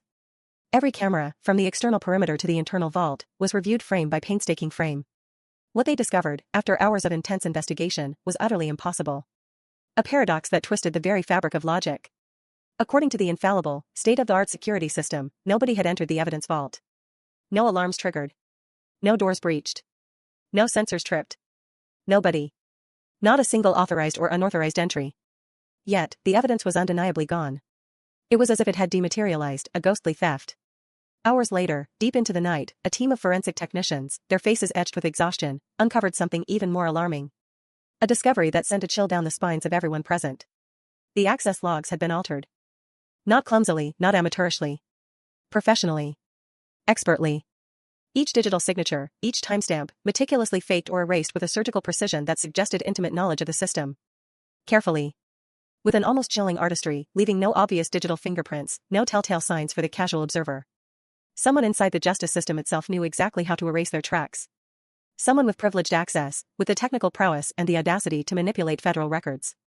Someone with authority. A wolf in sheep's clothing, hidden within the very walls designed to protect the truth.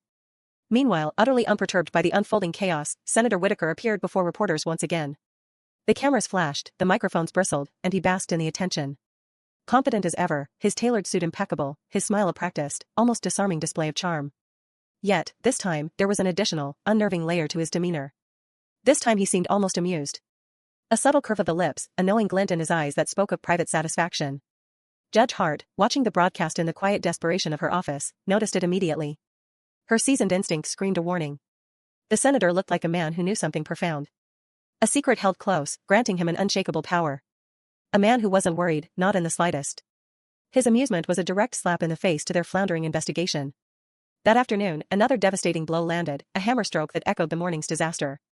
David Mercer. The key witness, the brave individual who had positively identified Whitaker from multiple sources, whose testimony was a critical pillar of their case. He had disappeared. Vanished without a trace, leaving a gaping void in their legal strategy. His protection detail, who had been guarding his apartment building, found his apartment eerily empty. The door was unlocked, a silent, unsettling invitation. No signs of violence, no shattered glass, no overturned furniture. No signs of struggle, no frantic scramble, no desperate resistance. No explanation, no note of departure, no indication of where he might have gone. Just an empty room, tidily kept, as if he had simply stepped out for a moment and never returned.